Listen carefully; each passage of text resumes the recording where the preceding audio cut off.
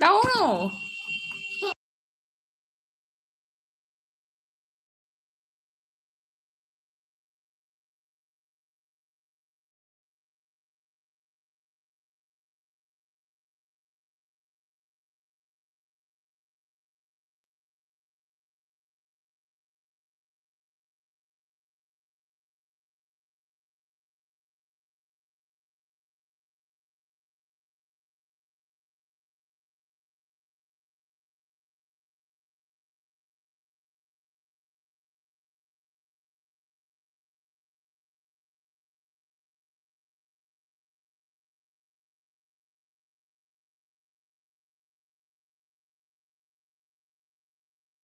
Ino.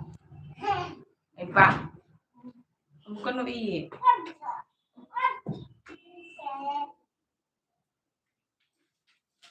Lấy qua thôi xem. Lấy qua thôi. Lấy qua thôi. Ừ. Qua thôi, có qua thôi.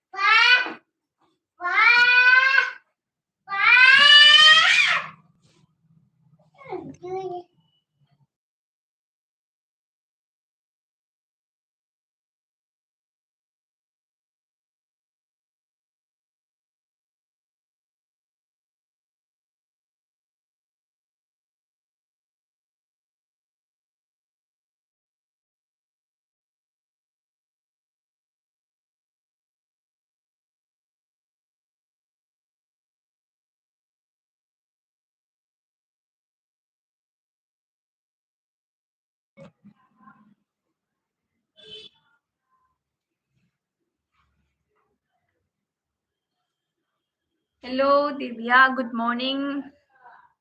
Chathabo, Divya. Welcome, welcome.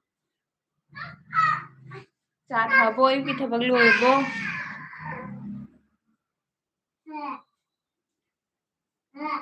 Oh, paro.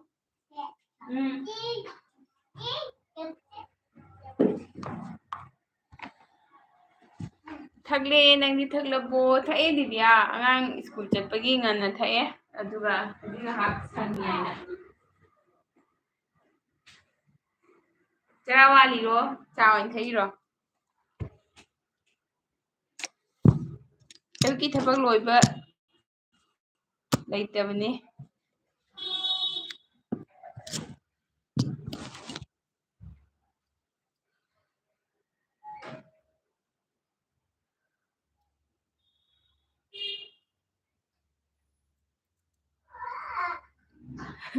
loidri da thabak chak thong goine do ne matam je ayuk lohibaga ngom pung 10 tasladi amuka mu nungthingi mu amu duty dumana sangdabni akhoi matam je angang school karabo Divya ayukta chasu charasu wale o ahau bini noido ꯑꯩꯈꯣꯏꯒꯤꯁꯨ ꯑꯗꯨꯃꯥꯏꯅꯅꯦ ꯑꯉꯥꯡ school ꯆꯠꯄꯅꯤꯅ tiffin ꯀꯩꯀꯥꯁꯨ ꯍꯥꯞꯈ꯭ꯔꯦ ꯈꯣꯠꯈ꯭ꯔꯦ ꯑꯗꯨꯃꯥꯏꯅ ꯇꯧꯔꯒ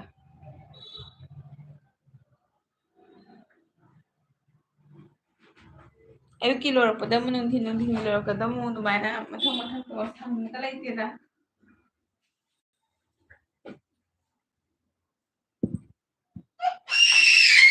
ꯍꯣꯏ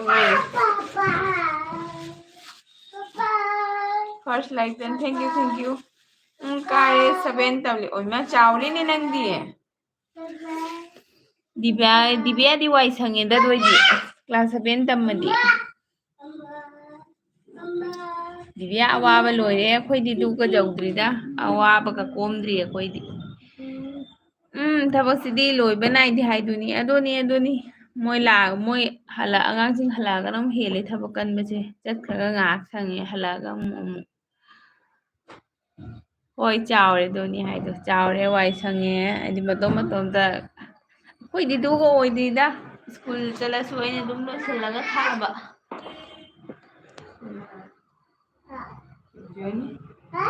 ꯆꯤꯡꯖꯅꯤ ꯆꯤꯡꯖꯅꯤꯌꯦ ꯗꯤꯕꯤꯌꯥ channel ꯄꯥꯏꯕ ꯀꯌꯥꯝ ꯀꯨꯏꯔꯒꯦ ꯅꯨꯡꯉꯥꯏꯕ꯭ꯔꯥ ꯌꯨꯇꯨꯕ ꯍꯥꯡꯕ ꯋꯥꯕ꯭ꯔꯥ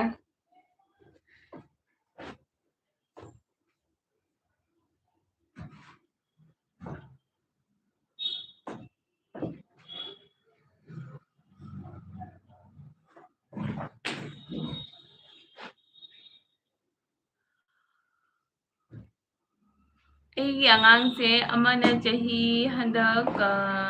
9 ꯄꯨꯔꯥ ꯀꯝꯄ꯭ꯂꯤꯠ ꯑꯣꯏꯔꯦ 10 ꯆꯪꯉꯦꯀꯣ 9ꯒ ꯊꯥ ꯑꯃꯅꯤ ꯆꯪꯉꯦ ꯑꯗꯨꯗꯤ ꯑꯇꯣꯝꯕꯁꯤꯗꯤ ꯆꯍꯤ 2 ꯐꯥꯗ꯭ꯔꯤ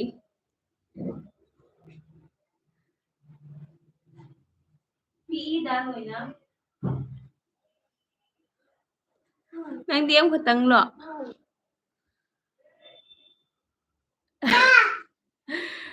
ꯈꯪꯗꯦꯗ ꯅꯨꯡꯉꯥꯏꯔꯤꯔꯥ ꯅꯨꯡꯉꯥꯏꯇ꯭ꯔꯤꯔꯥ ꯈꯔꯗꯤ ꯅꯨꯡꯉꯥꯏ ꯃꯌꯥꯝꯒ ꯁꯨꯝ ꯋꯥꯔꯤ ꯁꯥꯟꯅꯕꯁꯦ ꯗꯣꯅꯤ ꯃꯌꯥꯝꯒ ꯉꯥꯏꯍꯥꯛ ꯋꯥꯔꯤ ꯁꯥꯟꯅꯕꯗꯤ ꯅꯨꯡꯉꯥꯏ ꯑꯗꯨꯒ ꯀꯩꯅꯣ ꯇꯧꯕꯗꯤ ꯑꯁꯨꯝ ꯈꯪꯗꯦ ꯑꯩꯈꯣꯏꯒꯤꯁꯨ ꯌꯥꯝ ꯅꯨꯡꯉꯥꯏꯕꯗꯤ ꯈꯪꯗꯦꯗ ꯍꯥꯏꯗꯤ ꯌꯥꯝꯅ ꯑꯉꯥꯡꯁꯨ ꯀꯩꯅꯣ ꯇꯧꯕꯅꯤꯅ ꯌꯥꯝ ꯀꯟꯅ ꯍꯣꯠꯅꯕꯗꯣ ꯃꯇꯝꯁꯨ ꯁꯪꯗꯕꯅꯤꯅ ꯑꯗꯨꯒꯤ ꯋꯥꯖꯩ ꯌꯥꯝꯅ ꯀꯨꯏꯕ ꯅꯠꯇ꯭ꯔꯤꯗ ꯍꯥꯏ ꯑꯝꯇꯪꯅꯤ ꯑꯣ ꯅꯪ ꯌꯥꯝ ꯊꯤ ꯋꯥꯏ ꯁꯪꯉꯦ ꯑꯗꯨꯏꯗꯤ ꯑꯩꯒꯤ ꯑꯅꯤꯈꯛꯅꯤ ꯑꯅꯤꯈꯛꯅꯤ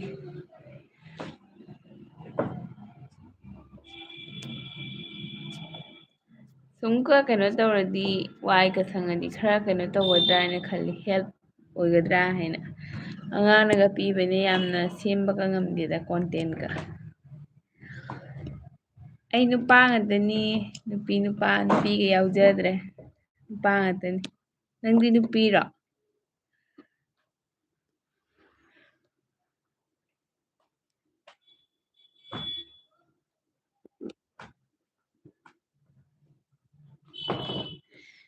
ꯗꯤꯕꯤꯌꯥ ꯁꯨꯃꯥꯏꯅ ꯀꯩꯅꯣ ꯇꯧꯔꯒ ꯑꯩꯈꯣꯏꯅ ꯃꯐꯝ ꯑꯃꯗꯤ ꯐꯪꯅꯕꯁꯦ ꯑꯁꯤꯒꯤ ꯈꯜꯂꯨꯔꯒꯗꯤ ꯅꯨꯡꯉꯥꯏꯕꯅꯤ ꯌꯨꯇꯨꯕꯁꯦ ꯁꯥꯊꯤꯅ ꯑꯣ ꯌꯥꯝꯅ ꯐꯩꯗꯤ ꯅꯨꯄꯤꯅꯤ ꯑꯁ ꯅꯪꯗꯤ ꯅꯨꯡꯉꯥꯏꯍꯦ ꯅꯨꯄꯤꯅꯤ ꯍꯥꯏꯕꯅꯤꯅ ꯅꯪꯗꯤ ꯀꯩꯝ ꯃꯊꯥꯒ ꯁꯥꯅꯤꯡꯉꯥꯏ ꯂꯩꯇ꯭ꯔꯦ ꯑꯩꯈꯣꯏꯗꯤ ꯑꯗꯨꯒ ꯐꯪꯖꯗ꯭ꯔꯦ ꯅꯪꯗꯤ ꯅꯨꯄꯤꯅꯤꯅ ꯑꯁ ꯌꯥꯝ ꯊꯤ ꯂꯥꯏꯕꯛ ꯐꯔꯕꯅꯤ Go. Go.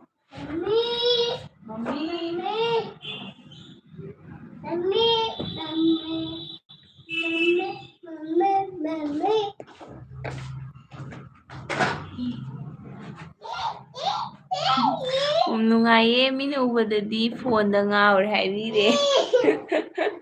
ꯍꯣꯏ ꯆꯦꯅꯦꯜ ꯄꯥꯏꯗꯕꯁꯤꯡꯅ ꯎꯕꯗꯗꯤ ꯀꯔꯤꯗꯧ ꯂꯩꯔꯤꯅꯣ ꯐꯣꯟꯁꯤ ꯀꯥꯏꯅ ꯆꯨꯝꯃꯤ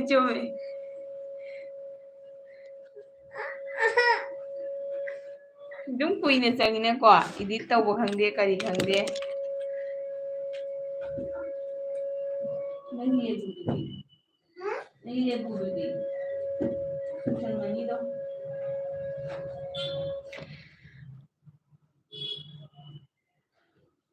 ꯅꯨꯄꯥꯅ ꯐꯠꯇ꯭ꯔꯣ ꯑꯩꯗꯤ ꯅꯨꯄꯥ ꯄꯥꯝꯃꯦ ꯍꯥꯏ ꯐꯩꯌꯦꯕꯀꯣ ꯑꯗꯣ ꯐꯕꯗꯣ ꯅꯪ ꯅꯨꯄꯤ ꯂꯩꯕꯩ ꯅꯪꯅ ꯅꯨꯄꯥ ꯄꯥꯝꯃꯤꯗꯣ ꯑꯩꯁꯨ ꯅꯨꯄꯥ ꯂꯩꯕꯩ ꯅꯨꯄꯤ ꯄꯥꯝꯃꯤꯅꯦ ꯑꯗꯣ ꯑꯩꯈꯣꯏꯅ ꯑꯄꯥꯝꯕꯗꯣ ꯏꯁꯣꯔꯅ ꯄꯤꯕꯤꯗꯕꯩ ꯋꯥꯅꯤ ꯍꯥꯏꯗꯤ ꯅꯨꯄꯥ ꯑꯃꯇꯪꯒ ꯅꯨꯄꯤ ꯑꯃꯇꯪꯒ ꯑꯣꯏꯖꯔꯝꯃꯗꯤ ꯍꯥꯏꯅ ꯑꯅꯤꯃꯛ ꯑꯄꯥꯝꯕꯗꯣ ꯑꯣꯏꯖꯩꯗꯅ ꯑꯗꯨ ꯑꯣꯏꯗꯦ ꯑꯗꯣ ꯍꯣꯏ ꯅꯨꯄꯤ ꯄꯣꯛꯄꯗ ꯑꯩꯈꯣꯏꯅꯗꯤ ꯅꯨꯡꯉꯥꯏ ꯍꯥꯏꯕꯅꯦꯕ ꯍꯥꯏꯗꯤ ꯅꯨꯄꯤ ꯄꯣꯛꯄꯅ ꯅꯨꯄꯥꯗ ꯌꯥꯝ ꯄꯥꯝꯃꯦ ꯑꯗꯣ ꯂꯩꯅꯗꯕꯩꯅꯦꯕ ꯑꯩꯈꯣꯏꯅ ꯑꯃꯨꯛ ꯅꯨꯄꯤꯁꯦ ꯎꯔꯒ ꯑꯁ ꯃꯣꯏꯗꯤ ꯀꯌꯥꯝ ꯅꯨꯡꯉꯥꯏꯅ ꯀꯌꯥꯝ ꯂꯦꯝꯅ ꯂꯩꯔꯝꯗꯣꯏꯅꯣꯅꯦ ꯀꯥꯏꯅ ꯑꯗꯨꯃꯥꯏꯅ ꯈꯟꯕꯅꯦ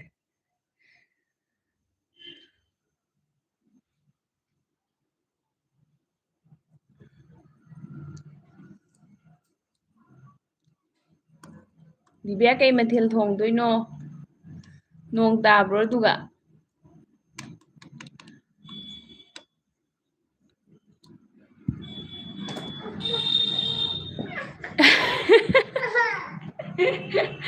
ꯃꯤꯅ ꯎꯕꯗ ꯃꯤꯠꯀ ꯂꯣꯏꯅ ꯅꯥꯟꯅꯔꯕꯅꯦ ꯅꯥꯒꯦ ꯅꯥꯖꯁꯅꯨ ꯑꯩꯈꯣꯏꯁꯨ ꯅꯣꯡꯃ ꯐꯥꯎꯔ ꯂꯣꯏꯔꯦ Oh.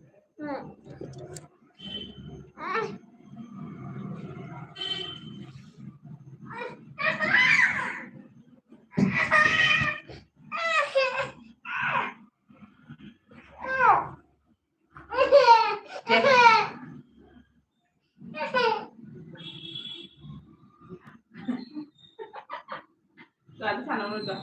Ada sana. Ada sana. Ada hapro. Hapro ada. Duga hapo. Duga hapo ba. Duga hapo haibne.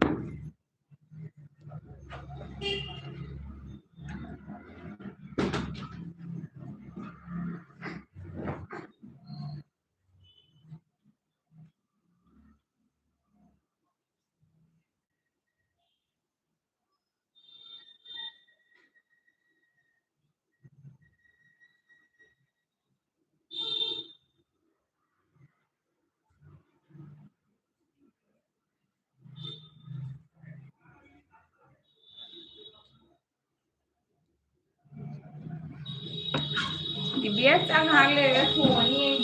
di kino tawri ta thakpagi thabak khara adum loisallamiba chak na hanglega thongani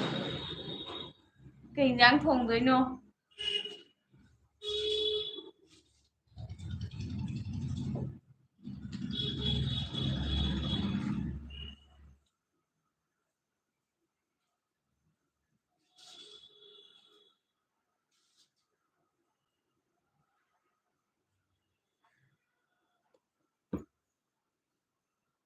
oo loisallo kangsoi thongdoini oo hawrni kangsoi yongchak nauribo natraga aloba thobo hadi atekpa phangiba haiba se sumaina tawo se yadrabo nang nukhut machadan to nukhut machadan lutho nukhut machadan lutho tabna lutho tabna lutho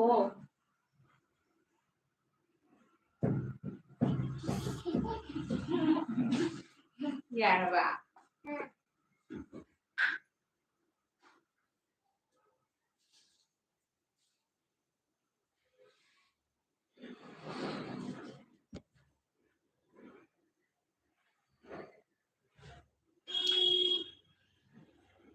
ꯐꯪꯂꯤꯌꯦ ꯑꯗꯨꯝ ꯂꯣꯏꯅ ꯐꯪꯉꯦ ꯑꯣ ꯌꯣꯡꯆꯥꯛ ꯂꯣꯔꯦꯅ ꯌꯨꯝꯂꯣꯟꯗ ꯍꯥꯏꯅꯕꯀꯣ ꯑꯩꯁꯨ ꯆꯠꯂꯒꯦ ꯍꯣꯔꯦꯟ ꯑꯃꯨꯛ ꯂꯥꯛꯂꯒꯦ ꯍꯣꯏ ꯍꯣꯏ ꯗꯤꯕꯤꯌꯥ ꯉꯥꯏꯍꯥꯛꯇꯪ ꯅꯪꯅ ꯑꯍꯥꯟꯕꯗ ꯌꯥꯝ ꯀꯨꯏꯅ ꯂꯩꯕꯤꯔꯝꯃꯦ ꯑꯌꯨꯛ ꯉꯟꯇꯥꯅꯤꯅ ꯅꯪꯁꯨ ꯇꯧꯖꯔꯣ ꯊꯦꯡꯀ꯭ꯌꯨ ꯑꯃꯨꯛ ꯂꯥꯛꯄꯤꯕꯒꯤ ꯃꯊꯪ ꯑꯃꯨꯛ ꯎꯅꯁꯤ ꯑꯣ ꯆꯦꯎꯁꯥ ꯂꯥꯛꯑꯦ ꯆꯦꯎꯁꯥꯅ ꯐꯥꯔꯁ ꯂꯥꯏꯛ ꯍꯥꯏ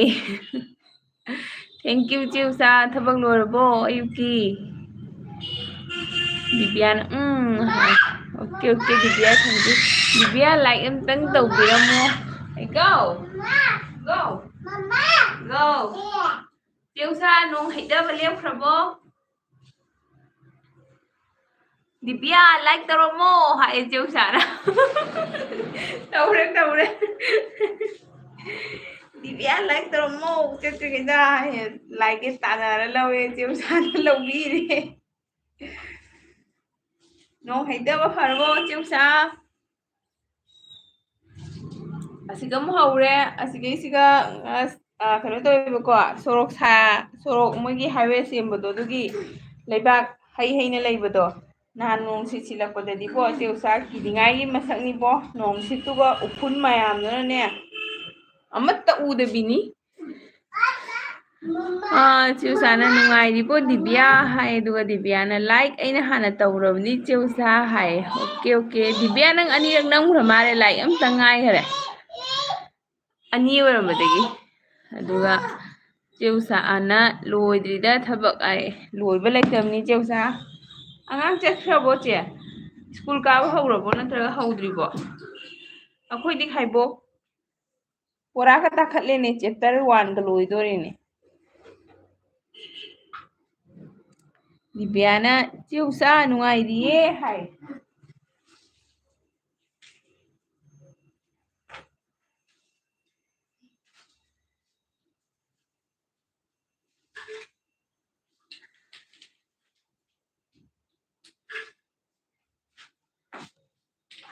ꯊꯕꯛ ꯂꯣꯏꯕ ꯂꯩꯇꯦ ꯊꯕꯛ ꯂꯣꯏꯕ ꯂꯩꯇꯦ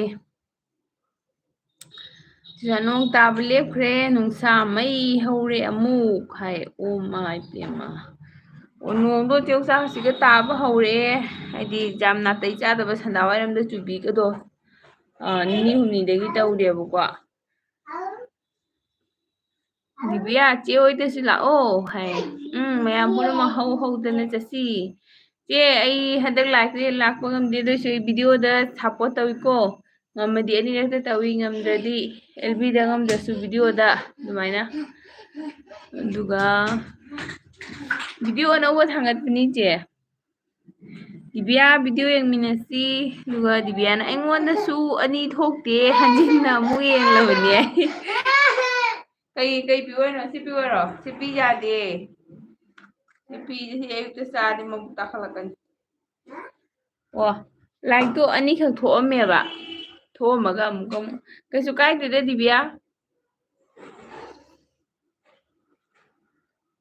ꯂꯥꯛꯄꯤꯔꯤꯗꯣ ꯐꯔꯦ ꯉꯥꯏꯍꯥꯛ ꯋꯥꯔꯤ ꯁꯥꯟꯅꯩꯗꯣ ꯐꯔꯕꯅꯤ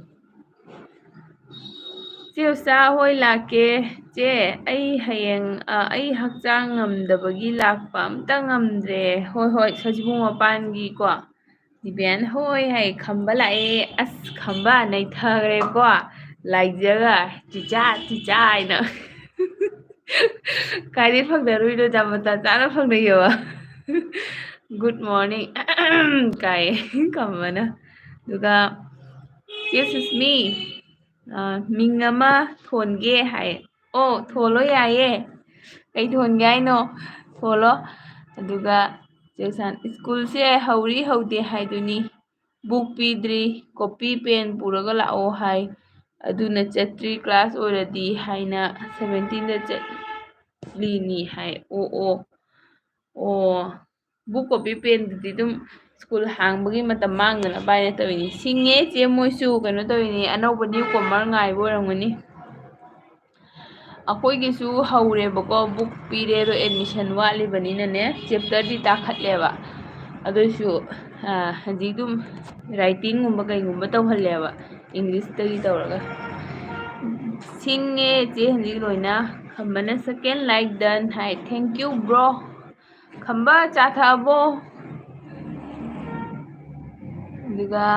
ꯗꯤꯕꯤꯌꯥꯅ ꯈꯝꯕ ꯅꯪ ꯑꯃꯨꯛ ꯂꯥꯛꯂꯕ ꯍꯥꯏ ꯈꯝꯕ ꯅꯩꯔꯕꯅꯤ ꯆꯦ ꯎꯁꯥꯅ ꯈꯝꯕ ꯋꯦꯜꯀꯝ ꯍꯥꯏꯈ꯭ꯔꯦ ꯑꯗꯨꯒ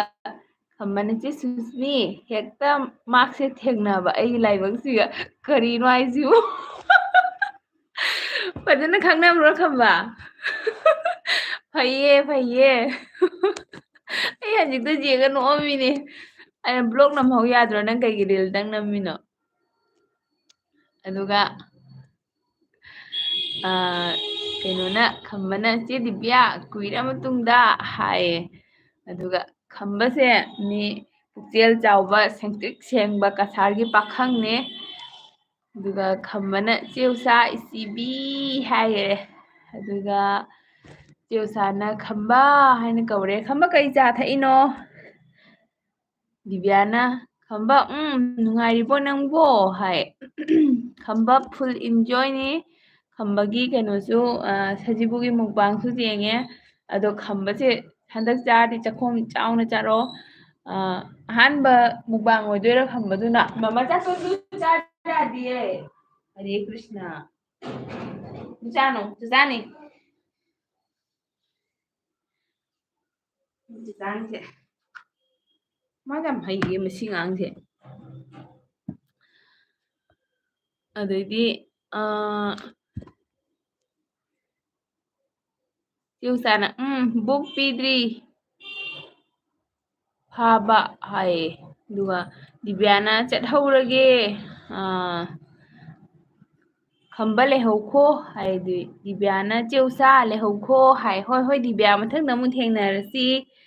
ꯑꯗꯨꯒ ꯈꯝꯕꯅ ꯆꯦ ꯁꯨꯁꯃꯤ ꯃꯤꯡ ꯄꯛꯆꯕꯤ ꯍꯥꯏꯅ ꯀꯧꯔꯒꯦ ꯆꯦ ꯁꯨꯁꯃꯤ ꯋꯥꯎ ꯅꯨꯄꯥꯅ ꯀꯧꯕꯁꯤꯗꯤ ꯄꯛꯇ ꯄꯛꯄꯅꯤ ꯑꯗꯨꯒ ꯈꯝꯕꯅ ꯆꯦ ꯎꯆꯥ ꯍꯥꯏꯈꯔꯦ ꯑꯃꯨꯛꯀ ꯀꯩꯒꯤꯅꯣꯕ ꯑꯗꯣ ꯗꯤꯕꯤꯌꯥ ꯃꯤꯁ ꯇꯧꯔꯤ ꯍꯥꯏꯌꯦ ꯈꯝꯕꯅ ꯈꯝꯕ ꯍꯟꯗꯛꯃꯨꯛ ꯆꯥꯔꯗꯤ ꯆꯥꯛꯈꯣꯝ ꯆꯥꯎꯅ ꯆꯥꯔꯛꯎꯀꯣ ꯑꯗꯣ ꯅꯪ ꯑꯍꯥꯟꯕ ꯃꯨꯛꯕꯥꯡꯂꯕ ꯅꯪꯒꯤ ꯅꯍꯥꯟ ꯁꯖꯤꯕꯨꯒꯤꯗꯣ ꯃꯇꯧ ꯌꯥꯝ ꯃꯥꯜꯂꯦ ꯑꯗꯨꯒ ꯃꯃꯥꯁꯨ ꯌꯥꯝ ꯅꯨꯡꯁꯤꯌꯦ ꯃꯃꯥꯅ ꯚꯤꯗꯤꯑꯣ ꯀꯥꯞꯅ ꯃꯆꯥꯅꯤꯅ ꯆꯥꯔꯣꯏꯗ꯭ꯔꯥ ꯍꯥꯏꯅ ꯁꯤꯁꯨ ꯆꯥꯎꯀꯣ ꯁꯤꯁꯨ ꯆꯥꯎꯀꯣ ꯍꯥꯏꯕꯗꯣ ꯑꯗꯨꯗꯤ ꯏꯆꯦ ꯎꯆꯥꯅ ꯈꯝꯕꯅ ꯈꯪꯗꯕ ꯃꯤ ꯂꯩꯇꯕꯅꯦ ꯍꯥꯏ ꯀꯁꯥꯔ ꯈꯝꯕꯅꯤ ꯀꯁꯥꯔ ꯈꯝꯕ ꯏꯆꯦ ꯎꯆꯥ ꯑꯗꯨꯒ ꯏꯆꯦ ꯎꯆꯥꯅ ꯍꯣꯏ ꯍꯣꯏ ꯗꯤꯕꯤꯌꯥ ꯍꯥꯏ ꯑꯗꯨꯒ ꯕꯥꯏ ꯗꯤꯕꯤꯌꯥ ꯍꯥꯏ ꯈꯝꯕꯅ ꯏꯆꯦ ꯎꯆꯥ ꯂꯣꯏꯅ ꯈꯪꯅꯩ ꯍꯥꯏꯌꯦ ꯈꯝꯕ ꯀꯩꯅꯣ ꯇꯧꯔꯒ ꯍꯌꯦꯡ ꯆꯤꯆꯦ ꯑꯣꯏꯅ ꯊꯣꯛꯂꯛꯄꯗ ꯑꯩꯈꯣꯏ ꯃꯌꯥꯝ ꯄꯨꯟꯁꯤꯀꯣ ꯐꯥꯎꯗꯕ ꯀꯥꯏꯅ ꯈꯝꯕꯗꯤ ꯑꯩꯅ ꯂꯥꯛꯄꯗ ꯋꯥꯈꯛ ꯌꯥꯝ ꯌꯧꯒꯗꯕ ꯃꯥꯜꯂꯦ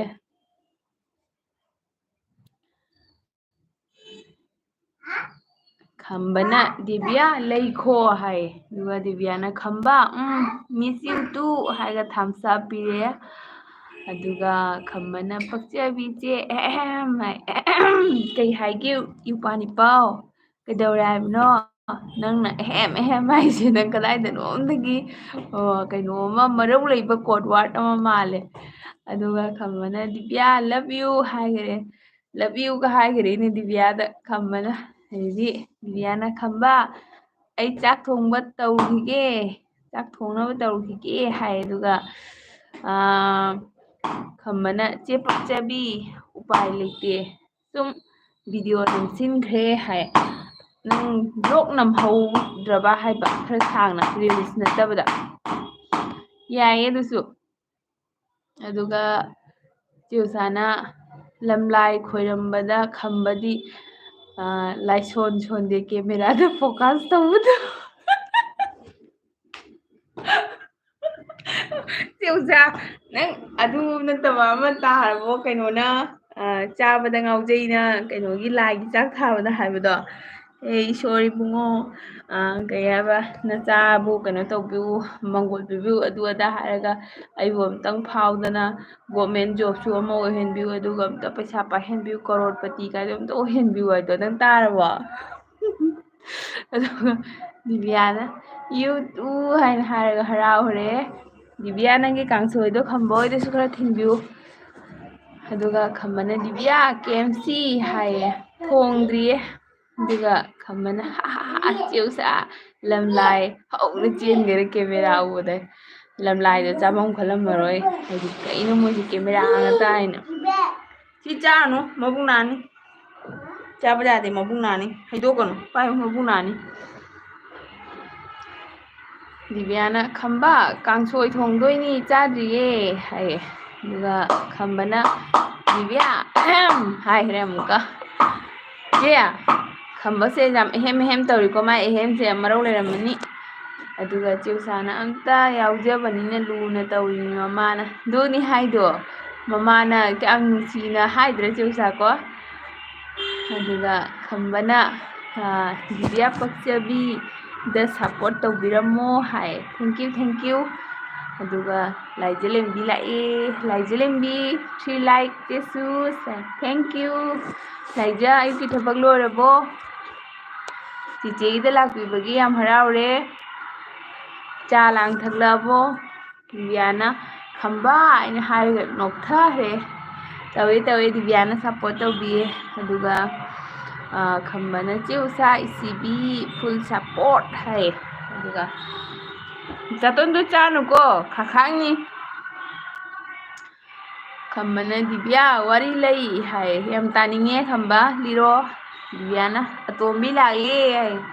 ꯀꯣꯛꯀ ꯆꯤꯀꯣ ꯑꯇꯣꯝꯕꯤ ꯂꯥꯛꯑꯦ ꯈꯝꯕꯅ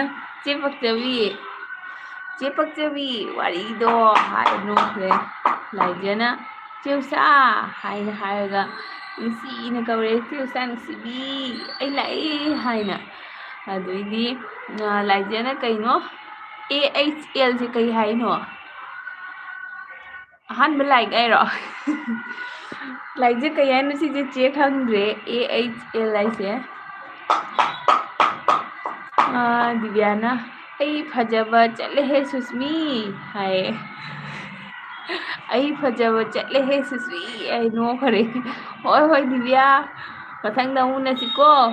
ꯑꯩꯈꯣꯏꯒꯤ ꯌꯨꯝꯗ ꯅꯠꯇ꯭ꯔꯁꯨ ꯀꯅꯥꯒꯨꯝꯕ ꯑꯃꯒꯤ ꯌꯨꯝꯗ ꯑꯃꯨꯛ ꯎꯅꯔ ꯂꯣꯏꯔꯦ ꯑꯗꯨꯒ ꯈꯝꯕꯅ ꯗꯤꯕꯤꯌꯥ ꯀꯥꯡꯁꯣꯏꯕ꯭ꯔꯣ ꯍꯥꯏ ꯑꯗꯨꯒ ꯗꯤꯕꯤꯌꯥꯅ ꯐꯖꯅ ꯆꯠꯇꯣꯔꯦ ꯍꯥꯏ ꯑꯗꯨꯒ ꯗꯤꯕꯤꯌꯥꯅ ꯑꯇꯣꯝꯕꯤ KFC ꯍꯥꯏ ꯑꯗꯨꯒ ꯗꯤꯕꯤꯌꯥꯅ ꯑꯇꯣꯝꯕꯤ KFC ꯍꯥꯏꯌꯦ ꯑꯇꯣꯝꯕꯤꯁꯦ ꯀꯅꯥ ꯑꯣꯏꯗꯣꯏꯅꯣ ꯑꯠꯁꯥ ꯂꯥꯏꯖꯁꯦ ꯑꯇꯣꯝꯕꯤ ꯑꯣꯏꯗꯣꯏꯕ ꯑꯣꯀꯦ ꯑꯗꯨꯒ ꯆꯦ ꯎꯁꯥꯅ ꯈꯝꯕꯗꯣ ꯈꯅꯥꯎ ꯅꯨꯡꯉꯥꯏꯇꯕꯅꯤ ꯂꯣꯛ ꯆꯦꯟꯕꯅꯤ ꯑꯗꯨꯅꯅꯤ ꯑꯍꯦꯝ ꯇꯧꯔꯤꯗꯣ ꯍꯥꯏ ꯈꯝꯕ ꯅꯪ ꯀꯩꯅꯣ ꯀꯣꯜ ꯗ꯭ꯔꯤꯡꯛ ꯌꯥꯝ ꯊꯛꯆꯜꯂꯕꯣ ꯁꯝꯃꯥꯔ ꯍꯧꯒꯠꯂꯛꯄꯗ ꯑꯗꯨꯒ ꯂꯥꯏꯖꯅ ꯑꯍꯜ ꯏꯔꯣꯝꯕ ꯆꯥꯔꯦ ꯍꯥꯏ ꯑꯁ ꯍꯣꯏ ꯅꯨꯄꯥ ꯍꯅꯨꯕꯒꯤ ꯃꯔꯣꯟꯒ ꯅꯤꯡꯁꯤꯡꯉꯛꯏꯀꯣ ꯅꯨꯄꯥꯁꯤꯡꯅ ꯈꯔ ꯑꯍꯟ ꯑꯣꯏꯔꯗꯤ ꯑꯍꯟ ꯑꯗꯩꯗꯤ ꯑꯉꯥꯡ ꯑꯅ ꯀꯧꯕꯅꯦ ꯑꯗꯨꯅ ꯈꯝꯕꯅ ꯆꯦ ꯄꯛꯆꯕꯤ ꯅꯝꯕꯔ ꯀꯅꯥꯗꯒꯤ ꯐꯪꯒꯅꯤ ꯑꯩ ꯈꯝꯕꯗꯒꯤ ꯂꯥꯞꯅ ꯂꯩꯖꯒꯦ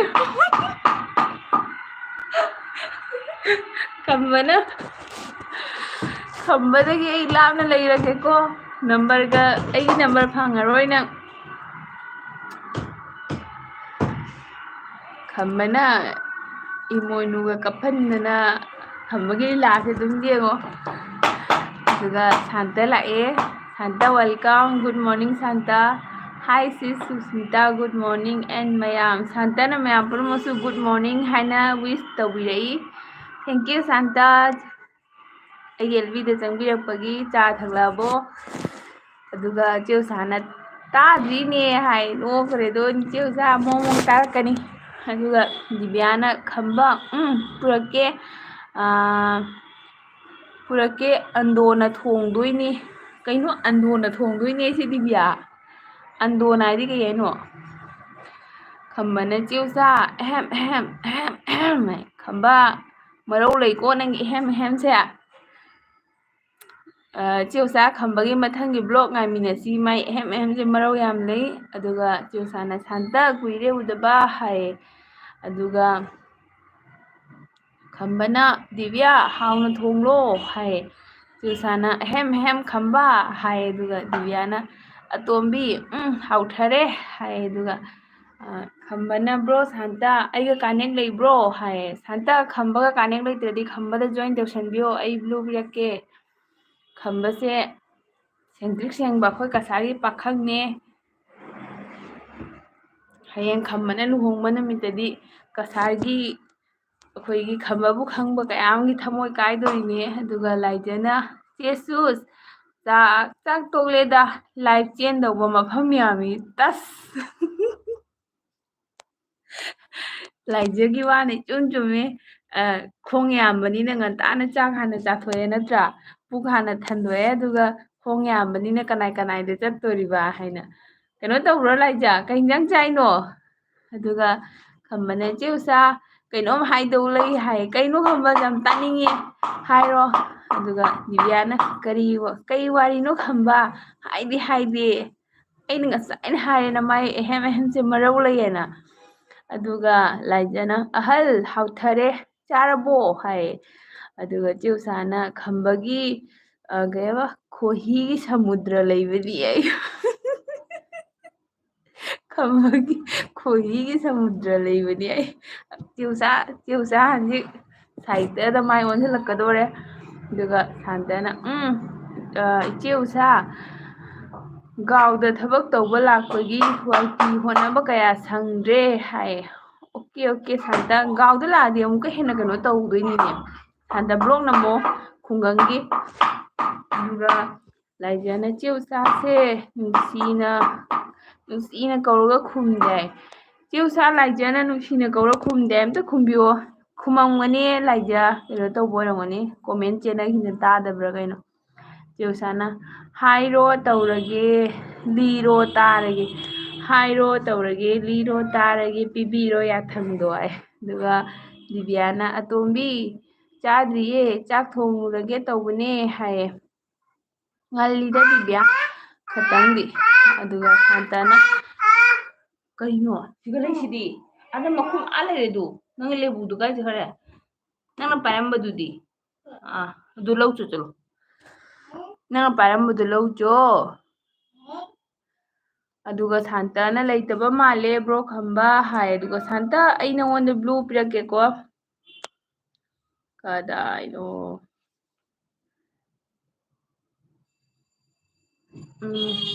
ꯁꯥꯟꯇ ꯕ꯭ꯂꯨ ꯄꯤꯔꯕꯅꯦ ꯈꯝꯕꯗ ꯖꯣꯏꯟ ꯇꯧꯁꯟꯕꯤꯌꯣ ꯑꯗꯨꯒ ꯂꯥꯏꯖꯅ ꯁꯥꯟꯇ ꯍꯥꯏꯅ ꯍꯥꯏꯔꯒ ꯍꯥꯏ ꯇꯧꯈ꯭ꯔꯦ ꯑꯗꯨꯒ ꯆꯦ ꯎꯁꯥꯅ ꯂꯥꯏꯖ ꯐꯖꯕꯤ ꯋꯦꯜꯀꯝ ꯍꯥꯏꯅ ꯍꯥꯏꯈ꯭ꯔꯦ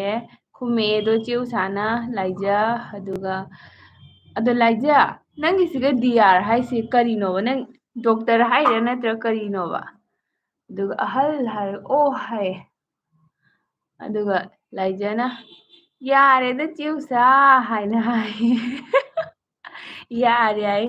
ꯏꯀꯥꯏꯔꯦ ꯍꯥꯏ ꯂꯥꯏꯖꯁꯨ ꯗꯤꯌꯥꯅ ꯑꯇꯣꯝꯕꯤ ꯍꯥꯏꯌꯦ ꯑꯗꯨꯒ ꯀꯅꯥꯅꯣ ꯂꯞ ꯃꯌꯥꯝ ꯁꯦꯟ ꯇꯧꯕꯤꯔꯦ ꯊꯦꯡꯀ꯭ꯌꯨ ꯑꯗꯨꯒ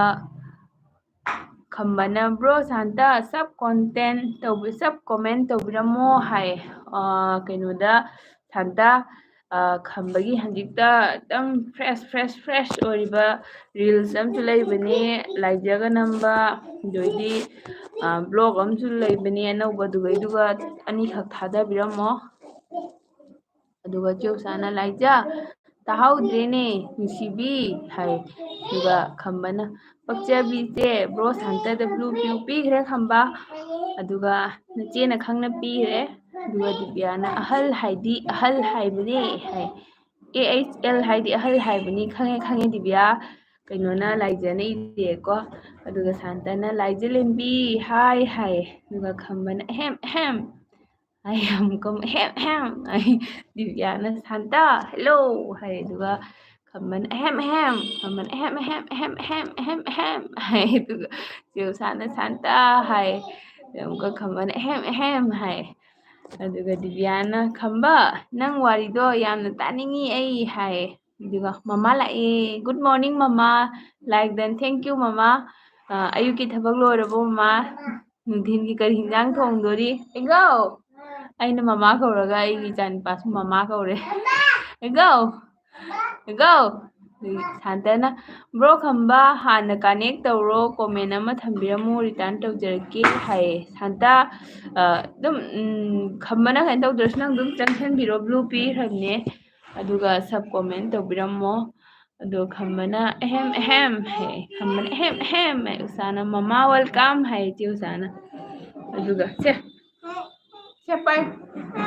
ꯀꯥꯏꯗ ꯁꯤꯒ ꯐꯝꯕꯁꯦ ꯀꯥꯔꯦꯟ ꯂꯩ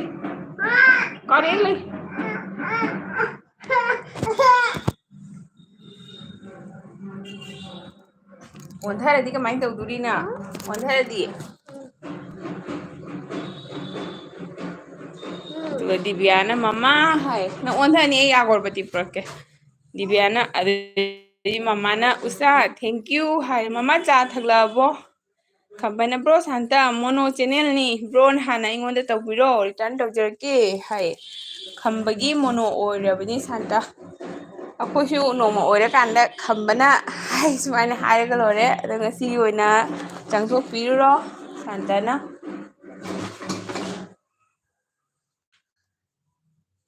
ꯗꯤꯕꯤꯌꯥꯅ ꯑꯍꯦꯝ ꯍꯥꯏ ꯑꯗꯨꯒ ꯁꯥꯟꯇꯅ ꯇꯧꯔꯦ ꯏꯆꯦ ꯁꯨꯁꯃꯤꯇꯥꯗꯤ ꯕ꯭ꯔꯦꯛꯐꯥꯁ ꯇꯧꯔꯕ ꯅꯠꯇ꯭ꯔꯣ ꯍꯥꯏ ꯁꯥꯟꯇ ꯑꯩꯁꯨ ꯂꯥꯏꯠꯂꯤ ꯈꯔ ꯇꯧꯔꯦ ꯃꯣꯏꯒꯤ ꯕꯣꯔꯤ ꯊꯣꯡꯉꯒ ꯇꯤꯐꯤꯟꯗ ꯍꯥꯞꯈꯤꯕ ꯑꯩꯁꯨ ꯈꯛꯇꯪ ꯆꯥꯍꯧꯔꯦ ꯑꯗꯨꯒ ꯁꯤꯡꯉ ꯂꯥꯛꯑꯦ ꯋꯦꯜꯀꯝ ꯁꯤꯡꯉ ꯒꯨꯗ ꯃꯣꯔꯅꯤꯡ ꯍꯧꯖꯤ ꯁꯥꯞ ꯂꯥꯏꯛ ꯗꯟ ꯆꯨꯁ ꯗꯦꯂꯤ ꯃꯦ ꯂꯩ ꯀꯥꯏ ꯗꯦꯂꯤ ꯃꯦ ꯂꯩꯒ ꯍꯥꯏꯈ꯭ꯔꯦꯅ ꯇꯧꯔꯤꯁꯦ thank you good morning bro breakfast ꯇꯧꯕꯤꯔꯕ꯭ꯔꯣ ꯑꯗꯨꯒ ꯈꯝꯕꯅ ꯗꯦꯕꯤꯌꯥ ꯍꯥꯏꯗꯧ ꯂꯩ ꯍꯥꯏꯌꯦ ꯈꯝꯕꯅ ꯃꯤ ꯋꯥꯍꯜꯂꯤꯅꯦ ꯍꯥꯏꯗꯧ ꯂꯩ ꯍꯥꯏꯌꯦ ꯑꯩꯈꯣꯏꯒꯤ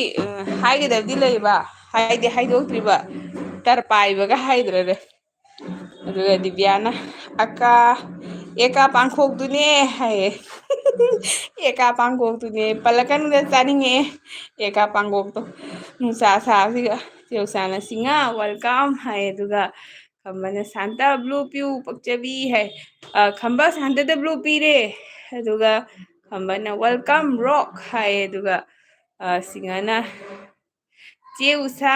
ꯍꯥꯏꯈ꯭ꯔꯦ ꯁꯥꯟꯇꯅ ꯑꯣꯀꯦ ꯕ꯭ꯔꯣ ꯏꯆꯦ ꯁꯨꯁꯃꯤꯇꯥ ꯕ꯭ꯂꯨ ꯄꯤꯔꯛꯎ ꯍꯥꯏ ꯍꯣꯏ ꯁꯥꯟꯇ ꯍꯧꯖꯤꯛ ꯕ꯭ꯂꯨ ꯐꯪꯉꯝꯃꯅꯤꯀꯣ ꯆꯤꯆꯦꯅ ꯄꯤꯕ ꯀꯨꯏꯔꯦ ꯈꯝꯕꯅ ꯔꯣꯛ ꯑꯩꯒ ꯀꯥꯅꯤꯡ ꯂꯩꯕ꯭ꯔꯣ ꯍꯥꯏ ꯑꯗꯨꯒ ꯗꯤꯕꯤꯌꯥꯅ ꯈꯝꯕ ꯀꯔꯝ ꯀꯥꯟꯗ ꯍꯥꯏꯗꯣꯏꯕ ꯍꯥꯏ ꯑꯗꯣ ꯈꯝꯕꯅ ꯍꯥꯏꯔꯦ ꯗꯤꯕꯤꯌꯥ ꯂꯚ ꯌꯨ ꯍꯥꯏ ꯑꯁꯤ ꯑꯣꯏꯔꯦ ꯅꯪ ꯉꯁꯥꯏꯗꯒꯤ ꯉꯥꯏꯍꯜꯂꯤꯗꯣ ꯑꯗꯨꯒ ꯁꯤꯡꯍꯥꯅ ꯑꯩꯗꯤ ꯁꯦꯡꯗ꯭ꯔꯣ ꯆꯨꯁ ꯗꯦꯜꯂꯤ ꯍꯥꯏꯌꯦ ꯑꯗꯨꯒ ꯁꯦꯡꯗ꯭ꯔꯣ ꯍꯥꯏꯗꯤ ꯀꯩ ꯍꯥꯏꯅꯣ ꯑꯁꯦꯡꯕ ꯄꯥꯈꯪ ꯅꯠꯇ꯭ꯔꯣ ꯍꯥꯏꯔꯣ ꯁꯤꯡꯍꯒꯤꯗꯤ ꯍꯥꯏꯖꯕ ꯉꯝꯗ꯭ꯔꯦ ꯁꯤꯃꯗꯤ ꯑꯗꯨꯒ ꯃꯩꯈꯦꯠꯇꯣ ꯂꯩꯇꯦ ꯃꯃꯥ ꯊꯤꯔꯤꯅꯦ ꯂꯩꯇꯦ ꯂꯩꯇꯕꯗꯣ ꯊꯤꯔꯤꯅꯦ ꯄꯤꯔꯣ ꯒꯦꯁꯇꯩ ꯆꯨꯔꯛꯀꯦ ꯇꯥꯅꯤ ꯑꯣꯟꯊꯅꯤꯗꯨꯒ ꯂꯩꯌꯨ ꯗꯤꯕꯤꯌꯥꯅ ꯂꯥꯏꯐ ꯏꯁꯇꯥꯏꯜ ꯍꯥꯏꯔꯒ ꯍꯥꯏ ꯇꯧꯔꯦ ꯑꯗꯨꯒ ꯈꯝꯕꯅ ꯄꯛꯆꯕꯤ ꯁꯥꯟꯇ ꯕ꯭ꯂꯨ ꯄꯤꯌꯨ ꯈꯝꯕ ꯄꯤꯔꯦꯀꯣ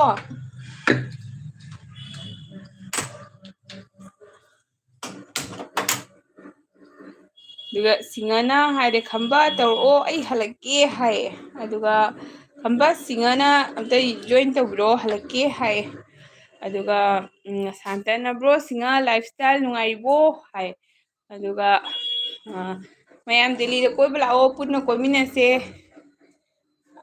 ꯏꯟꯗꯤꯌꯥ ꯒꯦꯠꯇ ꯐꯝꯃꯒ ꯑꯝꯇ ꯁꯤꯡꯖꯨ ꯕꯣꯔꯥ ꯆꯥꯎꯔꯁꯤ ꯂꯥꯛꯑꯣ ꯏꯟꯗꯤꯌꯥ ꯒꯦꯠꯇ ꯀꯩꯅꯣ ꯇꯧꯗꯤ ꯃꯣꯏ ꯗꯦꯜꯂꯤꯁꯦ ꯂꯩꯕ ꯅꯨꯡꯉꯥꯏꯇ꯭ꯔꯁꯨꯅꯦ ꯀꯣꯏꯕꯗꯤ ꯌꯥꯝ ꯅꯨꯡꯉꯥꯏꯀꯣ ꯃꯣꯏ ꯂꯣꯀꯦꯜ ꯃꯤ ꯐꯖꯗ꯭ꯔꯁꯨꯅꯦ ꯀꯣꯏꯕꯗꯤ ꯌꯥꯝ ꯅꯨꯡꯉꯥꯏ ꯑꯗꯨꯒ ꯑꯩꯗꯤ ꯏꯟꯗꯤꯌꯥ ꯒꯦꯠꯇ ꯍꯥꯏꯗꯤ ꯆꯠꯄ ꯃꯇꯝꯗꯅꯦ ꯌꯥꯝ ꯅꯨꯡꯉꯥꯏ ꯍꯥꯏꯇꯥꯔꯦ ꯃꯌꯥꯝꯁꯨ ꯂꯥꯛꯑꯣ ꯁꯤꯡꯖꯨ ꯕꯣꯔꯥ ꯆꯥꯁꯤ ꯅꯪ ꯄꯣꯛꯇꯣꯏꯕ ꯁꯤꯁꯦꯅ ꯄꯣꯛꯇꯣꯏꯕ ꯄꯣꯛꯇꯣꯏꯕ ꯅꯠꯇꯦ ꯄꯣꯛꯇꯣꯏꯕ ꯑꯗꯣ ꯆꯦ ꯎꯁꯥꯅ ꯑꯩꯗꯤ ꯉꯁꯤ ꯑꯟꯅꯣꯟ ꯅꯝꯕꯔ ꯐꯣꯟ ꯂꯥꯛꯂꯗꯤ ꯔꯤꯁꯤꯞ ꯇꯧꯔꯔꯣꯏꯀꯣ ꯈꯝꯕ ꯃꯥꯏ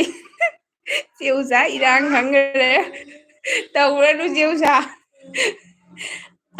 ꯇꯧꯔꯒꯁꯨ ꯌꯦꯡꯉꯣ ꯀꯅꯥ ꯑꯣꯏꯗꯣꯏꯅꯣꯅ ꯑꯗꯨꯒ ꯈꯝꯕꯅ ꯔꯣꯛ ꯑꯩ ꯃꯣꯅꯣ ꯆꯦꯅꯦꯜꯅꯤ ꯔꯤꯇꯔꯟ ꯇꯧꯖꯔꯛꯀꯦ ꯍꯥꯏꯌꯦ ꯑꯣꯀꯦ ꯍꯥꯏꯗꯤ ꯁꯤꯡꯍ ꯕ꯭ꯂꯨ ꯄꯤꯌꯨ ꯍꯥꯏꯔꯗꯤ ꯕ꯭ꯂꯨ ꯄꯤꯔꯛꯑꯒꯦ ꯍꯥꯏꯗ꯭ꯔꯁꯨ ꯑꯗꯨꯝ ꯄꯤꯔꯛꯑꯒꯦꯗ ꯍꯣꯔꯦꯟ ꯑꯩꯅ ꯀꯣꯃꯦꯟ ꯄꯥꯕꯗ ꯑꯥꯗ ꯂꯩꯔꯝꯃꯅꯤ ꯑꯗꯨ ꯕ꯭ꯂꯨ ꯄꯤꯔꯕꯗꯤ ꯑꯝꯇ ꯌꯦꯡꯉꯣ ꯈꯝꯕꯗ ꯆꯪꯉꯒ ꯑꯝꯇ ꯀꯣꯃꯦꯟ ꯊꯥꯗꯕꯤꯔꯝꯃꯣ ꯕ꯭ꯂꯨ ꯄꯤꯈ꯭ꯔꯕꯅꯤ ꯁꯤꯡꯍꯗ ꯑꯗꯨꯒ ꯄ꯭ꯔꯦꯝꯂꯇꯥ ꯀꯁꯥ ꯂꯥꯛꯑꯦ ꯄ꯭ꯔꯦꯝꯂꯇꯥ ꯍꯦꯞꯄꯤ ꯆꯩꯔꯥꯎꯕ ꯄ꯭ꯔꯦꯝꯂꯇꯥ ꯁꯖꯤꯕꯨ ꯆꯩꯔꯥꯎꯕ꯭ꯔꯣ ꯅꯣꯏꯗꯤ ꯀꯃꯥꯏ ꯀꯃꯥꯏ ꯇꯧꯒꯦ ꯑꯗꯨꯒ ꯒꯨꯗ ꯃꯣꯔꯅꯤꯡ ꯃꯌꯥꯝ ꯍꯥꯏꯌꯦ ꯄ꯭ꯔꯦꯝꯂꯇꯥꯅ ꯃꯌꯥꯝꯗꯁꯨ ꯒꯨꯗ ꯃꯣꯔꯅꯤꯡ ꯇꯧꯔꯛꯑꯦ ꯑꯗꯨꯒ ꯁꯥꯟꯇꯅ 4 ꯂꯥꯏꯛ ꯍꯥꯏꯌꯦ ꯁꯥꯟꯇꯅ ꯍꯧꯖꯤꯛꯇ ꯂꯥꯏꯛ ꯇꯧꯔꯤꯔꯣ ꯅꯪ ꯆꯠꯂꯝꯗꯥꯏꯗ ꯍꯧꯖꯤꯛꯇ ꯂꯥꯏꯛ ꯇꯧꯔꯤꯔꯕ ꯑꯗꯨꯒ ꯁꯤꯡꯍꯅ ꯍꯣꯏ ꯍꯣꯏ ꯍꯥꯏꯌꯦ ꯑꯗꯨꯒ ꯁꯤꯡꯍ ꯑꯩꯅ ꯕ꯭ꯂꯨ ꯄꯤꯔꯕꯅꯤꯀꯣ ꯑꯗꯨꯒ ꯈꯝꯕꯅ ꯆꯦ ꯄ꯭ꯔꯦꯝꯂꯇꯥ ꯋꯦꯜꯀꯝ ꯍꯥꯏꯌꯦ ꯑꯗꯨꯒ ꯈꯝꯕ ꯄ꯭ꯔꯦꯝꯂꯇꯥꯁꯤꯗꯤ ꯅꯪꯒꯤ ꯃꯈꯥ ꯑꯣꯏꯅꯤꯍꯦ ꯑꯗꯨꯒ ꯈꯝꯕꯅ ꯆꯦ ꯎꯁꯥ ꯋꯥꯔꯤ ꯂꯩ ꯍꯥꯏ ꯑꯩ ꯀꯤꯀꯣ ꯗꯤꯕꯤꯌꯥꯅ ꯈꯝꯕ ꯍꯥꯏꯔꯣꯃꯤ ꯌꯥꯏ ꯗꯤꯕꯤꯌꯥ ꯉꯁꯤ ꯍꯤꯟꯖꯥꯡ ꯍꯥꯎꯔꯔꯣꯏ ꯈꯝꯕꯒꯤ ꯋꯥꯔꯤꯗ ꯊꯔꯛ ꯆꯤꯟꯅ ꯂꯩꯔꯅꯤ ꯁꯤꯡꯍꯅ ꯗꯤꯕꯤꯌꯥ ꯍꯥꯏ ꯍꯥꯏ ꯑꯗꯨꯒ ꯆꯦ ꯎꯁꯥꯅ ꯂꯥꯏꯖ ꯆꯦꯟꯕ ꯆꯣꯡꯕ ꯂꯦꯞꯀꯅꯨ ꯑꯩ ꯂꯥꯏꯖ ꯆꯦꯟꯈ꯭ꯔꯦ ꯂꯥꯏꯖ ꯆꯦꯟꯈ꯭ꯔꯦ ꯑꯩ ꯈꯪꯉꯦ ꯑꯗꯨꯒ ꯑꯁꯤ ꯊꯥꯜꯂꯣ ꯁꯤ ꯊꯥꯜꯂꯣ ꯁꯤꯒꯩꯁꯤꯒ ꯄꯥꯏꯅꯨ ꯄꯣꯛꯀꯅꯤ ꯄꯥꯏꯅꯨ ꯄꯣꯛꯀꯅꯦꯕ ꯑꯗꯨꯒ ꯈꯝꯕꯅ ꯗꯤꯕꯤꯌꯥ ꯀꯩꯅꯣꯝ ꯍꯥꯏꯗꯧ ꯂꯩ ꯍꯥꯏ ꯑꯗꯨꯒ ꯗꯤꯕꯤꯌꯥꯅ ꯄ꯭ꯔꯦꯝꯂꯇꯥ ꯍꯥꯏꯔꯒ ꯖꯣꯏ ꯇꯧꯔꯦ ꯑꯗꯨꯒ ꯖꯣꯏ ꯖꯣꯏ ꯍꯥꯏꯔꯒ ꯈꯨꯔꯨꯝꯖꯔꯤ ꯍꯥꯏꯅꯗꯩ ꯁꯥꯟꯇꯅ ꯋꯦꯜꯀꯝ ꯄ꯭ꯔꯦꯝꯂꯇꯥ ꯁꯤꯁ ꯍꯥꯏꯔꯒ ꯈꯨꯔꯨꯝꯈ꯭ꯔꯦ ꯑꯗꯨꯒ ꯆꯦ ꯎꯁꯥꯅ ꯄ꯭ꯔꯦꯝꯂꯇꯥ ꯋꯦꯜꯀꯝ ꯍꯥꯏꯈ꯭ꯔꯦ ꯑꯗꯨꯒ ꯈꯝꯕꯅ ꯃꯃꯥ ꯆꯠꯈ꯭ꯔꯕꯅꯦ ꯃꯃꯥ ꯀꯤꯠꯆꯟ ꯂꯩꯕꯤꯔꯤꯕꯣ ꯃꯃꯥ ꯖꯥꯝꯖꯥꯡ ꯆꯦꯜꯂꯝꯃꯤ ꯑꯗꯨꯒ ꯈꯝꯕꯅ ꯆꯦ ꯄꯛꯆꯕꯤ ꯕ꯭ꯂꯨ ꯄꯤꯌꯨ ꯁꯥꯟꯇ ꯁꯥꯟꯇꯒ ꯔꯣꯛꯀꯗ ꯍꯥꯏ ꯄꯤꯔꯦ ꯄꯤꯔꯦ ꯈꯝꯕ ꯑꯗꯨꯒ ꯄ꯭ꯔꯦꯝꯂꯇꯥꯅ ꯈꯝꯕ ꯊꯦꯡꯀ꯭ꯌꯨ ꯍꯥꯏ ꯑꯗꯨꯒ ꯗꯤꯕꯤꯌꯥꯅ ꯑꯇꯣꯝꯕꯤ ꯃꯥꯡꯈ꯭ꯔꯦ ꯃꯥꯡꯈ꯭ꯔꯦ ꯃꯁꯦ ꯑꯇꯣꯝꯕꯤꯁꯦ ꯃꯥꯡꯈ꯭ꯔꯦ ꯃꯥ ꯍꯦꯜꯂꯣꯏ ꯑꯇꯣꯝꯕꯤ ꯑꯣꯟꯈ꯭ꯔꯦ ꯑꯗꯨꯒ ꯁꯤꯡꯍꯅ ꯗꯦꯜꯂꯤ ꯀꯥꯏꯅꯣ ꯀꯣꯃꯦꯟ ꯄꯥꯗꯦ ꯍꯥꯏ ꯗꯦꯜꯂꯤ ꯀꯥꯏꯅꯣ ꯑꯩ ꯀꯣꯃꯦꯟ ꯄꯥꯈꯤꯗ꯭ꯔꯕꯣ ꯑꯣꯀꯦ ꯁꯤꯡꯉꯥ ꯍꯥꯟꯅ ꯑꯩ ꯃꯊꯪꯗꯤ ꯄꯥꯕꯅꯤꯗ ꯑꯝꯇꯪꯒ ꯏꯕꯤꯔꯛꯎ ꯄ꯭ꯂꯤꯖ ꯑꯗꯨ ꯀꯥꯔꯦꯟ ꯄꯥꯏꯅꯨ ꯀꯣꯔꯦꯟ ꯄꯥꯏꯅꯨ ꯆꯤꯡ ꯇꯥꯔꯤꯅꯦ ꯑꯗꯨꯒ ꯆꯦꯎꯆꯥꯅ ꯑꯣꯏ ꯁꯥꯟꯇ ꯒꯥꯎ ꯍꯥꯏꯅꯨ ꯌꯨꯝꯗ ꯂꯥꯛꯄ ꯍꯥꯏꯌꯨ ꯑꯩ ꯆꯦꯎꯆꯥ ꯁꯥꯎꯔꯛꯑꯦ ꯑꯗꯨꯒ ꯆꯦꯎꯆꯥꯅ ꯈꯝꯕꯅ ꯆꯦꯎꯆꯥ ꯈꯣꯍꯤꯒꯤ ꯂꯩꯇ꯭ꯔꯦ ꯍꯥꯏ ꯑꯗꯨꯒ ꯗꯤꯕꯤꯌꯥꯅ ꯈꯝꯕ ꯍꯥꯏꯔꯒ ꯃꯃꯤꯠ ꯂꯥꯛꯊꯣꯛꯈ꯭ꯔꯦ ꯑꯗꯣ ꯈꯝꯕ ꯑꯝꯇ ꯍꯥꯏꯕꯤꯔꯣ ꯀꯩꯅꯣꯒꯤ ꯀꯥꯔꯦꯟ ꯆꯤꯡꯉꯅꯤ ꯁꯅꯥ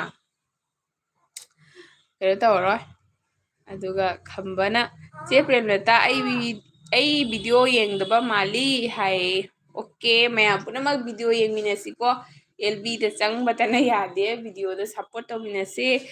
ꯑꯗꯨꯒ ꯀꯩꯅꯣꯅ ꯁꯤꯡꯍꯅ ꯃꯁꯦ ꯍꯥꯏꯔꯒ ꯁꯥꯎꯔꯦ ꯁꯤꯡꯍ ꯁꯣꯔꯤ ꯑꯝꯇꯪꯒ ꯏꯕꯤꯔꯛꯎ ꯄ꯭ꯂꯤꯖ ꯑꯝꯇꯒ ꯏꯕꯤꯔꯛꯎ ꯑꯩ ꯀꯣꯃꯦꯟꯗꯣ ꯀꯥꯏ ꯆꯠꯈ꯭ꯔꯕꯅꯣꯅꯦ ꯑꯩꯅ ꯄꯥꯕꯅꯦ ꯑꯗꯨꯒ ꯁꯥꯟꯇꯅ ꯁꯤꯁ ꯂꯥꯏꯖꯂꯦꯝꯕꯤꯁꯨ ꯀꯥꯅꯦꯛ ꯇꯧꯔꯣ ꯔꯤꯇꯔꯟ ꯄꯤꯖꯔꯛꯀꯦ ꯍꯥꯏꯌꯦ ꯂꯥꯏꯖ ꯂꯩꯔꯤꯕꯣ ꯂꯥꯏꯖ ꯁꯥꯟꯇꯁꯦ ꯁꯞ ꯇꯧꯁꯜꯂꯣ ꯔꯤꯇꯔꯟ ꯍꯜꯂꯛꯀꯦ ꯍꯥꯏ ꯑꯗꯣ ꯈꯝꯕꯅ ꯗꯤꯕꯤꯌꯥ ꯀꯩꯅꯣꯝ ꯍꯥꯏꯗꯧ ꯂꯩ ꯍꯥꯏ ꯑꯗꯨꯒ ꯈꯝꯕꯅ ꯆꯦꯎꯆꯥ ꯑꯍꯦꯝ ꯍꯥꯏ ꯑꯗꯨꯒ ꯄ꯭ꯔꯦꯝꯂꯇꯥꯅ ꯃꯌꯥꯝ ꯊꯦꯡꯀ꯭ꯌꯨ ꯍꯥꯏ ꯑꯗꯨꯒ ꯂꯞ ꯄꯤꯔꯦ ꯑꯗꯨꯒ ꯆꯦꯎꯆꯥꯅ ꯗꯤꯕꯤꯌꯥ ꯆꯠꯄ ꯉꯝꯗ꯭ꯔꯕꯣ ꯈꯝꯕꯅ ꯈꯥꯝꯕꯁꯤꯗ ꯗꯤꯕꯤꯌꯥ ꯈꯥꯝꯕꯇ ꯅꯠꯇꯦ ꯈꯝꯕ ꯑꯣ ꯃꯃꯥ ꯄꯣꯛꯑꯦꯗꯣ ꯈꯝꯕꯅ ꯈꯥꯝꯕꯇ ꯅꯠꯇꯦ ꯈꯝꯕꯅ ꯃꯔꯧ ꯑꯃ ꯇꯧꯔꯤꯌꯦ ꯑꯗꯨꯏꯗꯤ ꯀꯩꯅꯣꯅ ꯗꯤꯕꯤꯌꯥꯅ ꯆꯦꯎꯆꯥ ꯉꯝꯗ꯭ꯔꯦ ꯆꯠꯄ ꯍꯥꯏ ꯆꯦꯎꯆꯥꯅ ꯑꯍꯦꯝ ꯈꯝꯕ ꯍꯥꯏ ꯑꯗꯨꯒ ꯈꯝꯕꯅ ꯔꯣꯛ ꯖꯣꯏꯟ ꯇꯧꯕꯤꯔꯝꯃꯣ ꯍꯥꯏ ꯑꯗꯩꯗꯤ ꯈꯝꯕꯅ ꯁꯥꯟꯇ ꯖꯣꯏꯟ ꯇꯧꯕꯤꯔꯝꯃꯣ ꯍꯥꯏ ꯁꯥꯟꯇ ꯈꯝꯕꯗ ꯖꯣꯏꯟ ꯇꯧꯗ꯭ꯔꯤꯕꯣ ꯖꯣꯏꯟ ꯇꯧꯁꯜꯂꯒ ꯑꯗꯩ ꯅꯪ ꯁꯤꯁꯦ ꯑꯝꯇ ꯆꯪꯉꯒ ꯂꯥꯏꯚꯁꯤꯒ ꯀꯣꯃꯦꯟ ꯑꯝꯇ ꯏꯕꯤꯔꯛꯑꯣ ꯍꯥꯏꯗꯤ ꯈꯝꯕ ꯖꯣꯏꯟ ꯇꯧꯈ꯭ꯔꯦ ꯍꯥꯏꯅ ꯑꯗꯨꯒ ꯁꯥꯟꯇꯅ ꯇꯧꯒꯅꯤꯕꯨꯗꯤ ꯈꯜꯂꯤ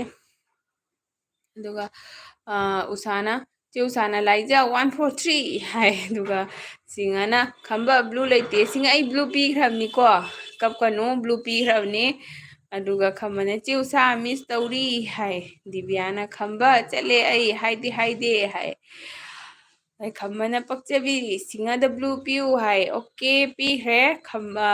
ꯁꯤꯡꯍꯗ ꯕ꯭ꯂꯨ ꯄꯤꯈ꯭ꯔꯦ ꯁꯥꯟꯇꯗꯁꯨ ꯕ꯭ꯂꯨ ꯄꯤꯔꯦ ꯑꯗꯨꯒ ꯃꯣꯏ ꯂꯣꯏ ꯄꯨꯝꯅꯃꯛ ꯁꯪꯇ꯭ꯔꯤꯛ ꯁꯪꯉꯦꯀꯣ ꯑꯗꯨꯒ ꯈꯝꯕꯅ ꯗꯤꯕꯤꯌꯥ ꯅꯪ ꯉꯁꯤꯅꯤ ꯍꯥꯏꯁꯤꯅꯤ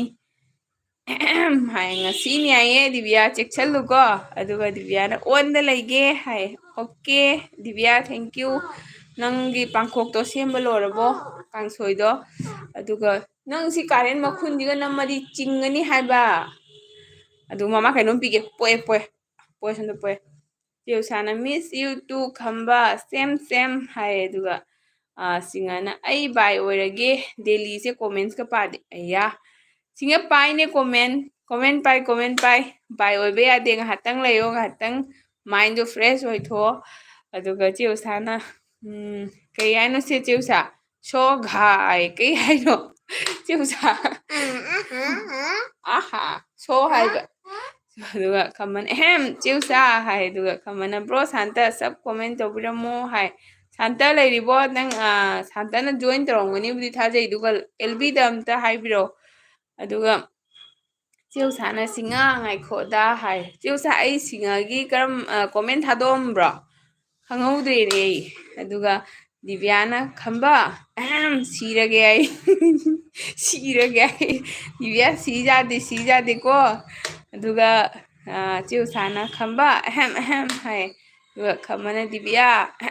ꯉꯥꯏꯈꯣ ꯍꯥꯏ ꯑꯗꯨꯒ ꯈꯝꯕꯅ ꯆꯦꯎꯆꯥ ꯍꯥꯏ ꯑꯗꯩ ꯆꯦꯎꯆꯥꯅ ꯃꯃꯥ KMC ꯍꯥꯏ ꯑꯗꯨꯒ ꯈꯝꯕꯅ ꯄꯛꯆꯕꯤ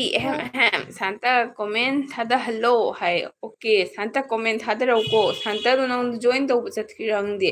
ꯁꯨꯡꯊꯣꯛ ꯊꯣꯛꯂꯛꯇꯦ ꯗꯤꯕꯤꯌꯥꯅ ꯑꯣꯟꯗ ꯂꯩ ꯍꯥꯏ ꯑꯗꯨꯒ ꯗꯤꯕꯤꯌꯥꯅ ꯈꯝꯕ ꯑꯣꯟꯗ ꯍꯥꯏ ꯑꯣꯀꯦ ꯗꯤꯕꯤꯌꯥ ꯑꯗꯨꯒ ꯆꯦꯎꯆꯥꯅ ꯑꯩꯈꯣꯏꯁꯨ ꯂꯣꯏꯗꯣꯔꯦꯗ ꯃꯣꯅꯣꯒ ꯍꯥꯏꯗꯣ ꯅꯠꯇ꯭ꯔꯣ ꯁꯨꯁ ꯆꯦꯎꯆꯥ ꯖꯥꯡꯅ ꯑꯣꯏꯔꯣ ꯑꯗꯨꯒ ꯀꯩꯅꯣ ꯇꯧꯒꯦ ꯑꯗꯨꯒ ꯁꯨꯖꯒꯤꯗꯤ ꯄꯤꯟ ꯂꯥꯛꯈ꯭ꯔꯦ ꯁꯨꯖꯒꯤ ꯄꯤꯟ ꯂꯥꯛꯄꯩ ꯚꯤꯗꯤꯑꯣ ꯌꯦꯡꯈ꯭ꯔꯦ ꯁꯨꯖꯒꯤꯗꯤ ꯗꯥꯎ ꯌꯥꯔꯦ ꯑꯗꯨꯒ ꯈꯝꯕꯅ ꯗꯤꯕꯤꯌꯥ ꯀꯥꯡꯁꯣꯏ ꯄꯤꯔꯛꯎ ꯍꯥꯏꯌꯦ ꯀꯥꯡꯁꯣꯏ ꯊꯤꯜꯂꯨꯀꯣ ꯑꯗꯣ ꯃꯆꯤꯗ ꯀꯩ ꯍꯥꯞꯇꯣꯏꯅꯣ ꯑꯗꯨꯒ ꯈꯝꯕꯅ ꯑꯩ ꯄꯤꯟ ꯑꯦꯄ꯭ꯂꯥꯏ ꯇꯧꯈ꯭ꯔꯦ ꯄꯛꯆꯕꯤ ꯋꯥꯎ ꯈꯝꯕ ꯀꯣꯡꯒ꯭ꯔꯦꯆꯨꯂꯦꯁꯟ ꯑꯗꯣ ꯈꯝꯕ ꯑꯩꯅ ꯄꯤꯟ ꯑꯦꯄ꯭ꯂꯥꯏ ꯇꯧꯕꯗꯣ ꯑꯩꯒꯤꯗꯤ ꯑꯦꯄ꯭ꯂꯥꯏ ꯍꯥꯏꯅ ꯂꯩꯕꯗꯨꯒ ꯑꯩꯅ ꯅꯍꯥꯟ ꯅꯝꯁꯜꯂꯨꯑꯦꯕ ꯑꯗꯨꯝ ꯃꯣꯏꯅ ꯍꯥꯏꯔꯛꯑꯦ ꯅꯪꯒꯤ ꯃꯇꯝ ꯌꯧꯕ ꯃꯇꯝꯗ ꯅꯪꯉꯣꯟꯗ ꯏꯟꯐꯣꯔꯝ ꯇꯧꯔꯛꯀꯅꯦꯅ ꯑꯗꯨꯃꯥꯏꯅ ꯏꯔꯦ ꯑꯗꯩꯗꯤ ꯄ꯭ꯔꯦꯝꯂꯇꯥꯅ ꯃꯌꯥꯝ ꯑꯉꯥꯡ ꯆꯥꯛ ꯄꯤꯖꯔꯤꯀꯣ ꯍꯥꯏ ꯑꯣꯀꯦ ꯄ꯭ꯔꯦꯝꯂꯇꯥ ꯂꯥꯏꯛ ꯇꯧꯁꯟꯕꯤꯌꯣ ꯑꯗꯨꯒ ꯀꯥꯔꯦꯟ ꯄꯥꯏꯅꯨꯅꯦ ꯁꯅꯥ ꯀꯥꯔꯦꯟ ꯄꯥꯏꯅꯣ ꯗꯣ ꯆꯤꯡꯕꯅꯤꯗꯣ ꯖꯤꯡ ꯂꯥꯎꯑꯣꯗꯤ ꯖꯤꯡ ꯗꯤꯕꯤꯌꯥꯅ ꯈꯝꯕ ꯊꯣꯡꯈꯤꯒꯦ ꯍꯥꯟꯅ ꯍꯥꯏ ꯍꯥꯟꯅ ꯊꯣꯡꯈꯤꯒꯦ ꯑꯗꯨꯒ ꯊꯤꯜꯂꯛꯀꯦ ꯍꯥꯏ ꯑꯗꯨꯒ ꯆꯦꯎꯁꯥꯅ ꯑꯦꯀꯥ ꯄꯥꯡꯈꯣꯛ ꯍꯥꯎꯕꯅꯤꯀꯣ ꯍꯥꯏ ꯍꯥꯎꯋꯦ ꯆꯦꯎꯆꯥ ꯑꯦꯀꯥ ꯄꯥꯡꯈꯣꯛꯇꯤ ꯑꯗꯨꯒ ꯑꯩ ꯑꯉꯥꯡ ꯑꯣꯏꯔꯤꯉꯩꯗꯩ ꯆꯥꯔꯝꯗꯦꯀꯣ ꯂꯦꯡꯉꯦ ꯍꯥꯏꯅ ꯑꯗꯣ ꯆꯤꯟꯖꯥꯛꯁꯦ ꯃꯇꯝꯒꯤ ꯃꯇꯨꯡ ꯏꯟꯅ ꯁꯨꯝ ꯆꯥꯕ ꯍꯩꯅꯔꯛꯏ ꯀꯃꯥꯏꯅ ꯇꯧꯔꯤꯅꯣ ꯈꯪꯗꯦ ꯑꯗꯨꯒ ꯑꯃꯅ ꯗꯤꯕꯤꯌꯥ ꯄꯤꯔꯛꯎ ꯍꯥꯏꯌꯦ ꯑꯗꯨꯒ ꯁꯦ ꯑꯩꯁꯨ ꯏꯜꯂꯒ ꯄꯨꯒꯦꯁꯦ ꯏꯜꯂꯒ ꯄꯨꯒꯦ ꯅꯪ ꯂꯦꯡꯉꯅꯨ ꯑꯗ ꯆꯦꯎꯆꯥꯅ ꯗꯤꯕꯤꯌꯥ ꯍꯤꯟꯖꯥꯡ ꯇꯦꯡꯀꯣꯠ ꯑꯃ ꯄꯤꯔꯛꯑꯣ ꯍꯥꯏ ꯑꯗꯨꯒ ꯈꯝꯕꯅ ꯆꯦꯎꯆꯥ ꯑꯦꯀꯥꯗꯣ ꯁꯥꯊꯤꯕꯅꯤ ꯍꯥ ꯍꯥꯏ ꯑꯦꯀꯥꯗꯣ ꯍꯥꯎꯕꯅꯤꯀꯣ ꯅꯣꯏ ꯍꯤꯟꯖꯥꯡ ꯃꯤꯔꯥꯏꯕ ꯇꯧꯅꯣ ꯑꯗꯨꯒ ꯁꯥꯟꯇꯅ ꯕ꯭ꯔꯣ ꯈꯝꯕ ꯁꯞꯄꯣꯔꯠ ꯁꯖꯤꯕꯨꯒꯤ ꯃꯊꯦꯜꯗ ꯕ꯭ꯔꯣ ꯀꯣꯃꯦꯟ ꯑꯃꯁꯨ ꯊꯝꯖꯔꯝꯕꯅꯤ ꯑꯣꯀꯦ ꯑꯩ ꯍꯥꯏꯗ꯭ꯔꯥ ꯁꯥꯟꯇ ꯇꯧꯔꯛꯀꯅꯦꯅ ꯈꯝꯕ ꯁꯥꯟꯇꯅ ꯅꯪꯉꯣꯟꯗ ꯁꯖꯤꯕꯨꯒꯤ ꯃꯊꯦꯜꯗꯣ ꯅꯪꯅ ꯂꯨꯛ ꯂꯧꯈꯠꯄꯗꯣ ꯑꯗꯨꯒꯩꯗꯨꯒ ꯂꯥꯏꯛ ꯀꯣꯃꯦꯟ ꯇꯧꯔꯝꯃꯦ ꯖꯣꯏꯟ ꯇꯧꯔꯒ ꯑꯗꯨꯒ ꯗꯤꯕꯤꯌꯥꯅ ꯆꯦꯎꯆꯥ ꯄꯤꯔꯛꯀꯦ ꯍꯥꯏꯌꯦ ꯑꯗꯨꯒ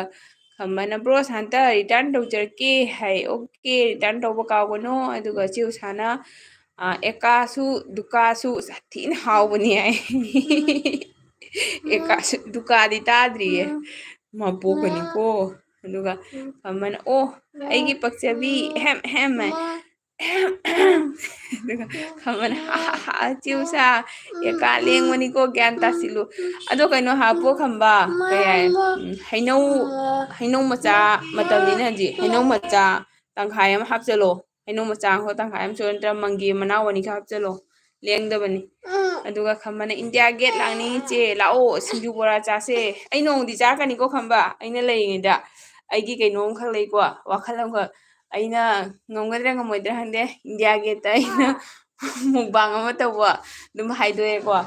ꯑꯗꯣ ꯑꯩꯅ ꯌꯨꯇꯨꯕꯇ ꯃꯨꯛꯕꯥꯡ ꯍꯥꯏꯁꯦ ꯑꯃꯐꯥꯎ ꯇꯧꯗ꯭ꯔꯤꯅ ꯑꯗꯣ ꯏꯟꯗꯤꯌꯥ ꯒꯦꯠꯇ ꯑꯩ ꯑꯝꯇ ꯐꯝꯃꯒ ꯆꯥꯔꯛꯀꯅꯤ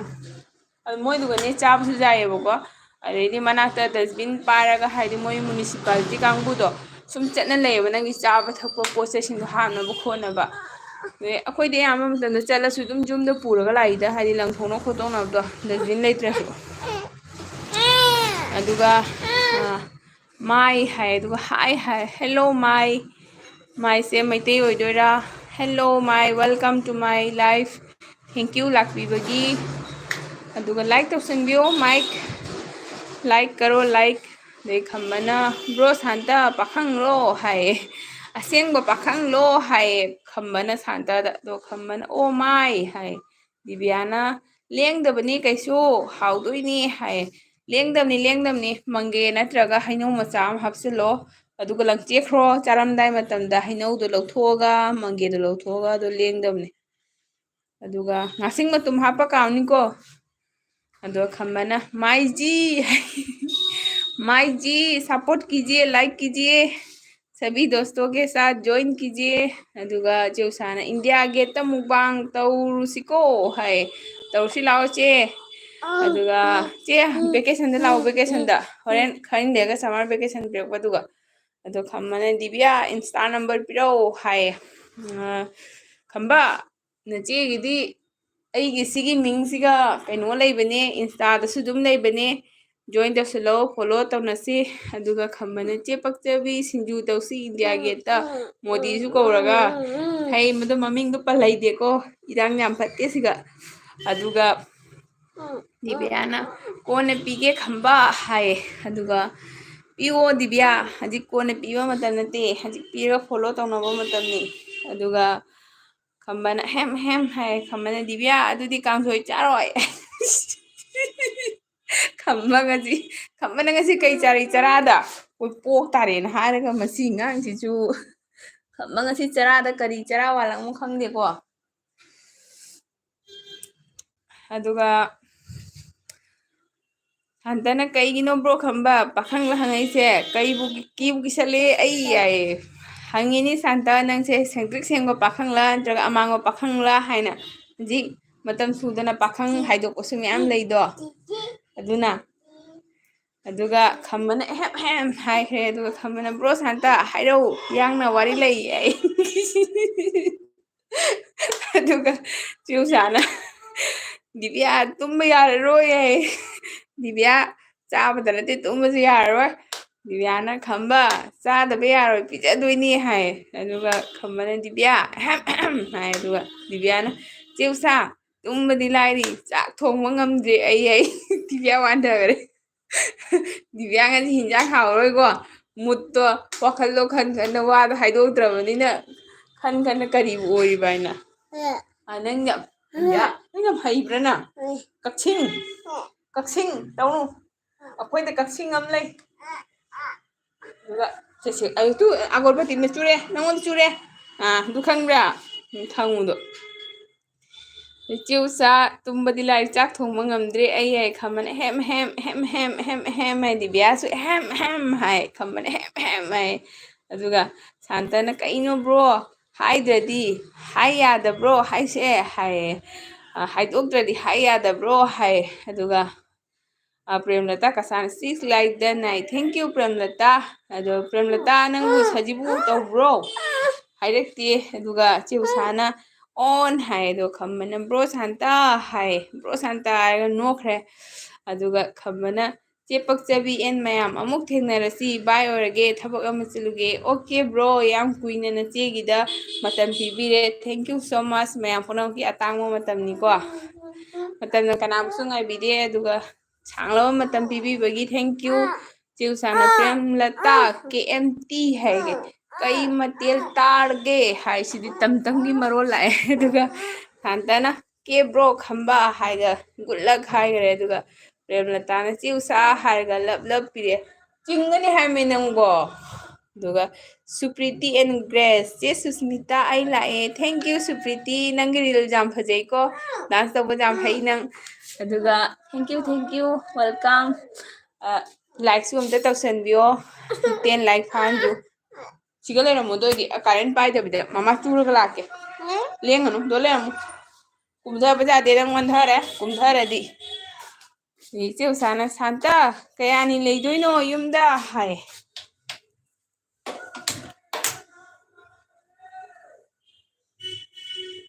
ꯑꯗꯩ ꯁꯨꯄ꯭ꯔꯤꯇꯤꯅ ꯆꯦꯎꯆꯥ ꯍꯥꯏꯅ ꯍꯥꯏꯔꯒ ꯅꯨꯡꯁꯤꯕꯤ ꯍꯥꯏꯈꯔꯦ ꯄ꯭ꯔꯦꯝꯂꯇꯥꯗꯁꯨ ꯅꯨꯡꯁꯤꯕꯤ ꯍꯥꯏꯅ ꯍꯥꯏꯈꯔꯦ ꯁꯨꯄ꯭ꯔꯤꯇꯤ ꯒꯨꯗ ꯃꯣꯔꯅꯤꯡ ꯀꯔꯤ ꯆꯥꯔꯛꯑꯒꯦ ꯑꯌꯨꯛꯀꯤ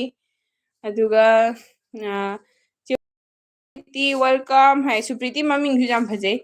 ꯑꯗꯨꯒ ꯆꯦꯎꯆꯥꯅ ꯁꯨꯄ꯭ꯔꯤꯇꯤ ꯀꯔꯤ ꯃꯊꯦꯜ ꯇꯥꯜꯂꯒꯦ ꯍꯥꯏ ꯑꯗꯨꯒ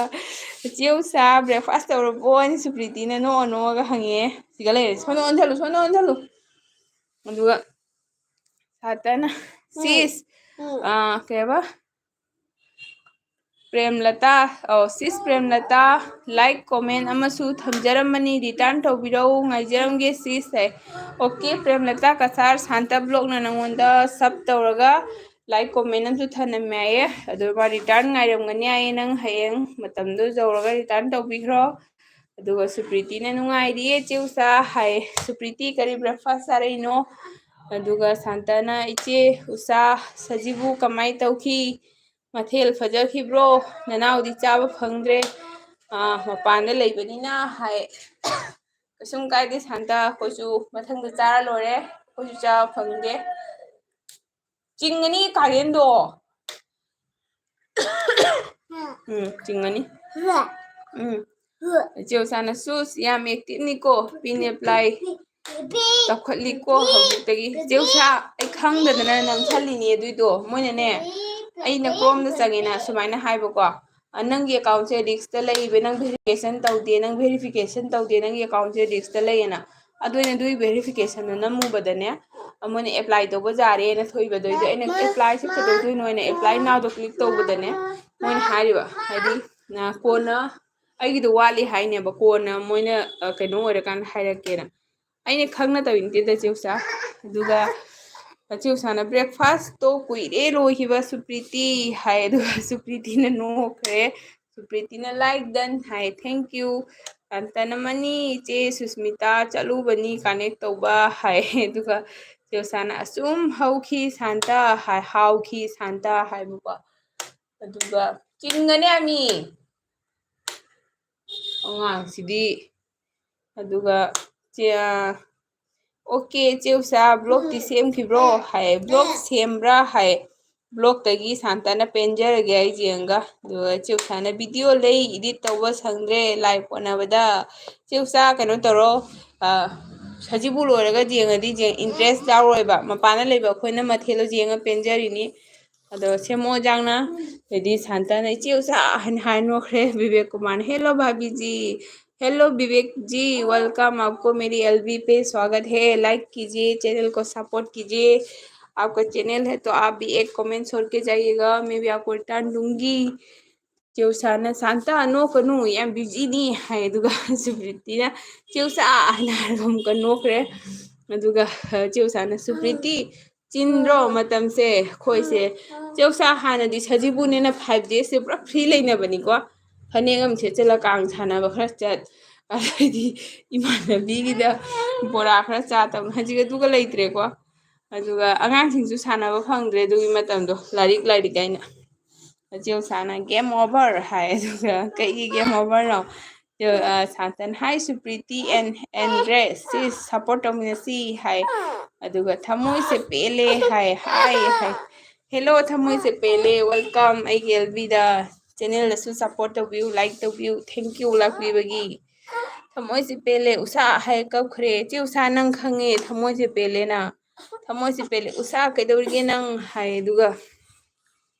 चेउसाना सूज पुंग मुक्ति कमेंट तौजरमलेको नचे बाय ओइरगे होरेन 1:30 दा उनसी चेगे एलबीदा बाय ओइरेको ओके चेन अई लाकेको लाको ngam होटनाजगे थैंक यू सो मच चे नंगना याम कुइने चेचेन जाउबीबगी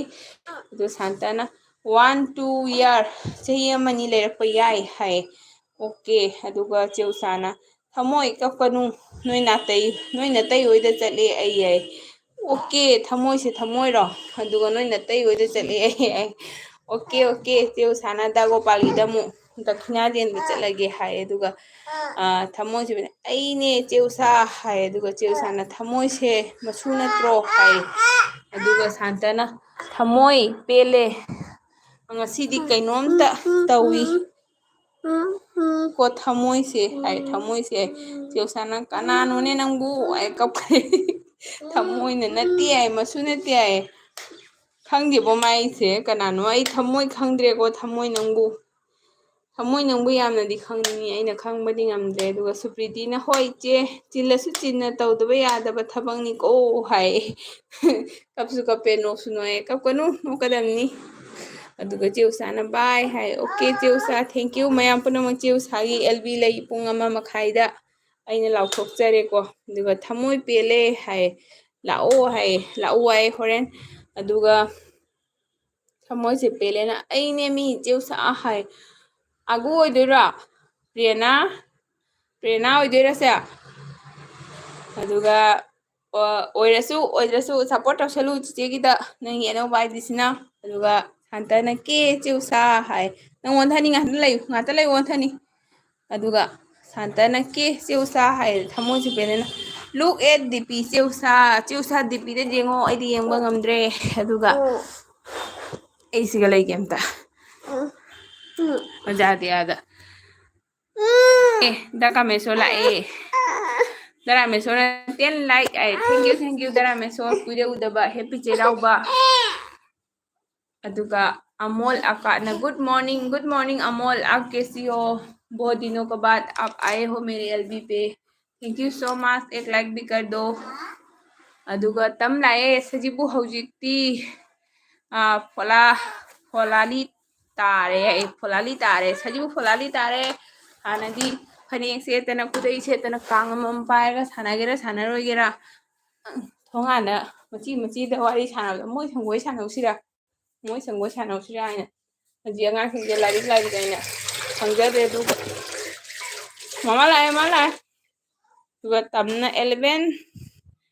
11 ꯂꯦꯜꯂꯦ ꯍꯥꯏ ꯑꯗꯨꯒ ꯇꯝꯅ ꯑꯃꯣꯜ ꯒꯣꯗꯔ ꯃꯣꯔꯅꯤꯡ ꯍꯥꯏ ꯑꯗꯨꯒ ꯇꯝꯅ ꯔꯃꯦꯁ ꯕꯥꯕꯨ ꯀꯂꯤ ꯇꯧꯂꯦ ꯍꯥꯏ ꯑꯗꯨꯒ ꯇꯝꯅ ꯑꯩ ꯃꯤꯒꯤ ꯀꯣꯃꯦꯟ ꯎꯗꯦꯅꯦ ꯍꯥꯏ ꯀꯩꯒꯤꯅꯣꯅꯦ ꯑꯗꯨꯒ ꯏꯁ ꯆꯦ ꯃꯣꯃꯤꯇꯥꯁꯨ ꯂꯥꯛꯑꯦꯍꯦ ꯆꯦ ꯃꯣꯃꯤꯇꯥ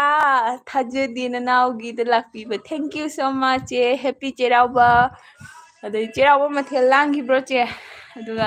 ꯇꯦꯞ ꯂꯥꯏꯛ ꯗꯟ ꯆꯨꯁ ꯊꯦꯡꯀ꯭ꯌꯨ ꯑꯗꯩ ꯑꯃꯣꯜꯅ ꯒꯨꯗ ꯃꯣꯔꯅꯤꯡ ꯏꯕꯣꯍꯜ ꯍꯥꯏꯅ ꯁꯦꯡꯇꯤꯛ ꯁꯦꯡꯅ ꯀꯧꯔꯦ ꯑꯃꯣꯜꯅ ꯑꯗꯨꯒ ꯇꯝꯅ ꯆꯦ ꯃꯤꯇꯥ ꯅꯨꯡꯉꯥꯏꯔꯤꯕꯣ ꯍꯥꯏ ꯑꯗꯨꯒ ꯇꯝꯅ ꯑꯃꯣꯜ ꯍꯥꯏꯔꯒ ꯌꯦꯡꯈ꯭ꯔꯦ ꯇꯝꯅ ꯊꯝꯃꯣꯏ ꯀꯦꯖꯤꯗ ꯀꯌꯥ ꯄꯤꯒꯦ ꯍꯥꯏ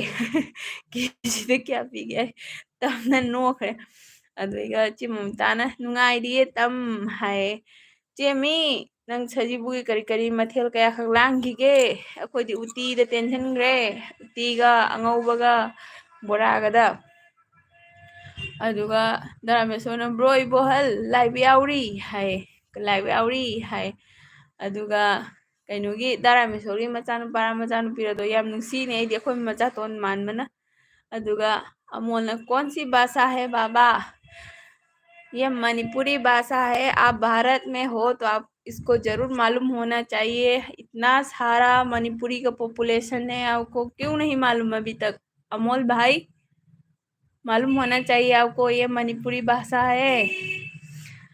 ꯗꯥꯔꯥꯃꯦꯁꯣꯔꯅ ꯆꯦ ꯃꯣꯃꯤ KMC ꯍꯥꯏ ꯑꯗꯨꯒ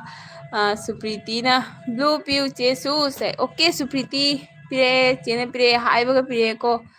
ꯑꯗꯨꯒ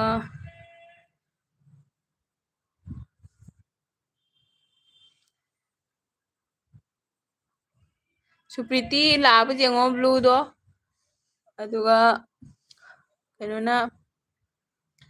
दाइबोहल अमोल मैतेई लैंग्वेज है हाँ अमोल ये मैतेई है मणिपुरी लैंग्वेज चे मोमिताना रामेश्वर हाय कौरे अदुगा तमना ओइमा सुप्रीति हाय सुप्रीति ने चे मोमी गुड मॉर्निंग हाय शांतना सी सुप्रीति सपोर्ट रिटर्न गाइजरमगे हाय शांतना सुप्रीति दसु जॉइन तौरे हाय अदुगा रिटर्न गाइजरमगे शांता कमेंट थादबा काउनुको लाइक कमेंट दो वीडियो दसु सपोर्ट तौना सी जॉइन तौरबा मैम पुनमक आइगी वीडियो दसु सपोर्ट तौबिरो कमेंट गा लोइनाना आइस लोइन हंजरकेको अदुगा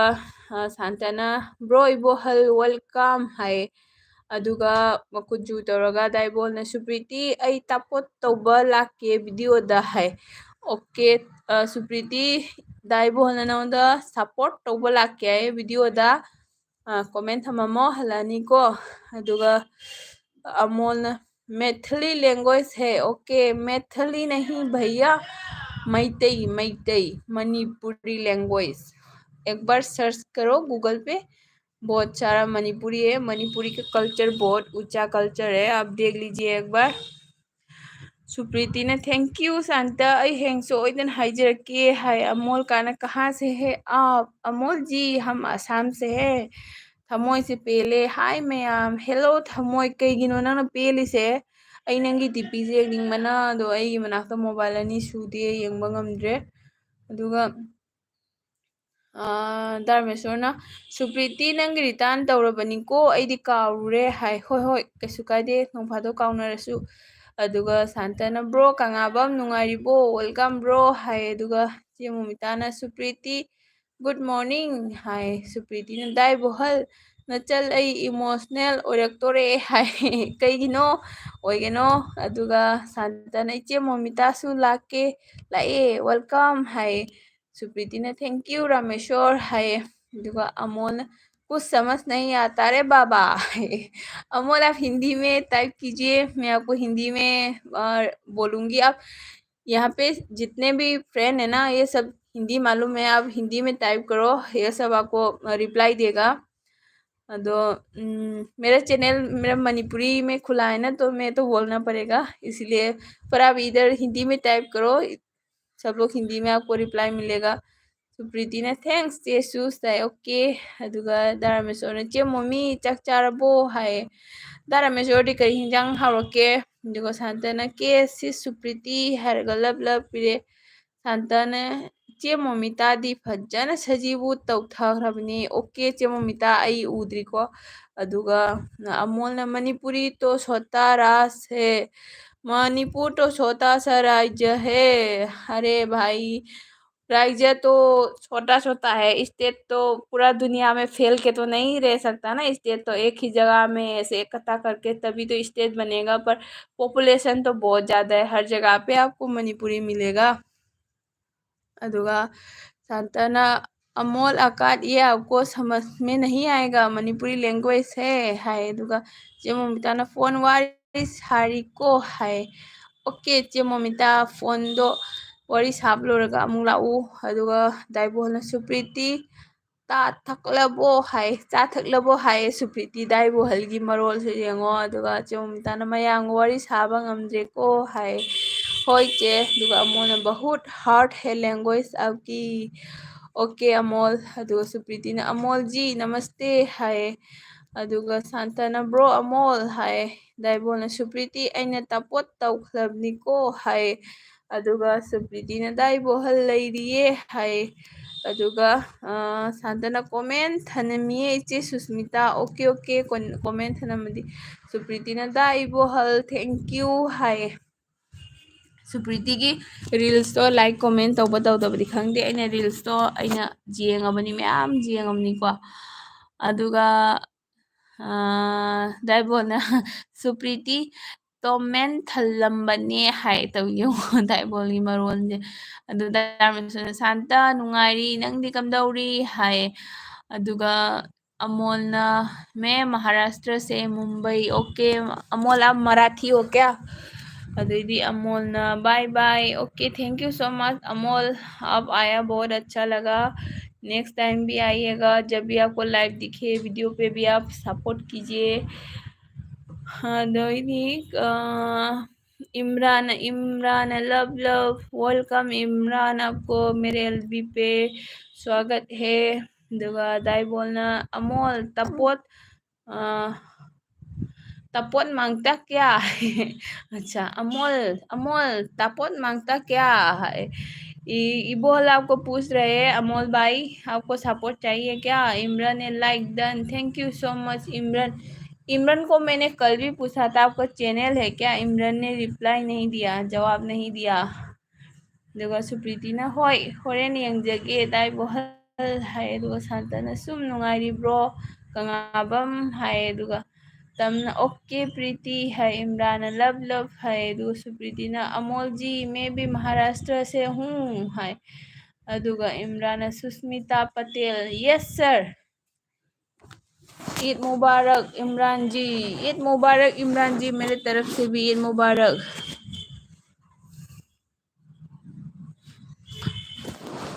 सुप्रीति सजीबू जाओ ब्रो, कमाई कमाई तौरे। अदुगा इमरान चैनल आसे है। ओके चैनल आसे ओके इमरान আমার ইয়রে ভিডিওরে একটা কমেন্ট সরিয়ে যাইও, আমি পরে রিটার্ন করমু। হ্যাঁ अदु बिजेना लाइक कायदे लेगे चे फजबा अइबू एलबी यावदबा कुइबै कैसु खंग्रे मी है। ओके उपनिपा लाइक तो दो डॉट अहुम लाइबने अदुगैदो चंगागा लाइक तो सनबिरो। अदुगा नंगना लाइक तौरदि 13 सुदोइने। अदुगा दाइबोना किसको तापोत मांगता बोलो है। इमरान इधर जो इवोल सिंह है ना, आप इससे भी आप ज्वाइन कर सकते हो, आप ज्वाइन कीजिए। दाइबोल निपा से नंगा चंगा तौसलुने असामगी न्याय बनी। अदुगा आई मांगोंद पीबा तल्लेबा कनो तोइबा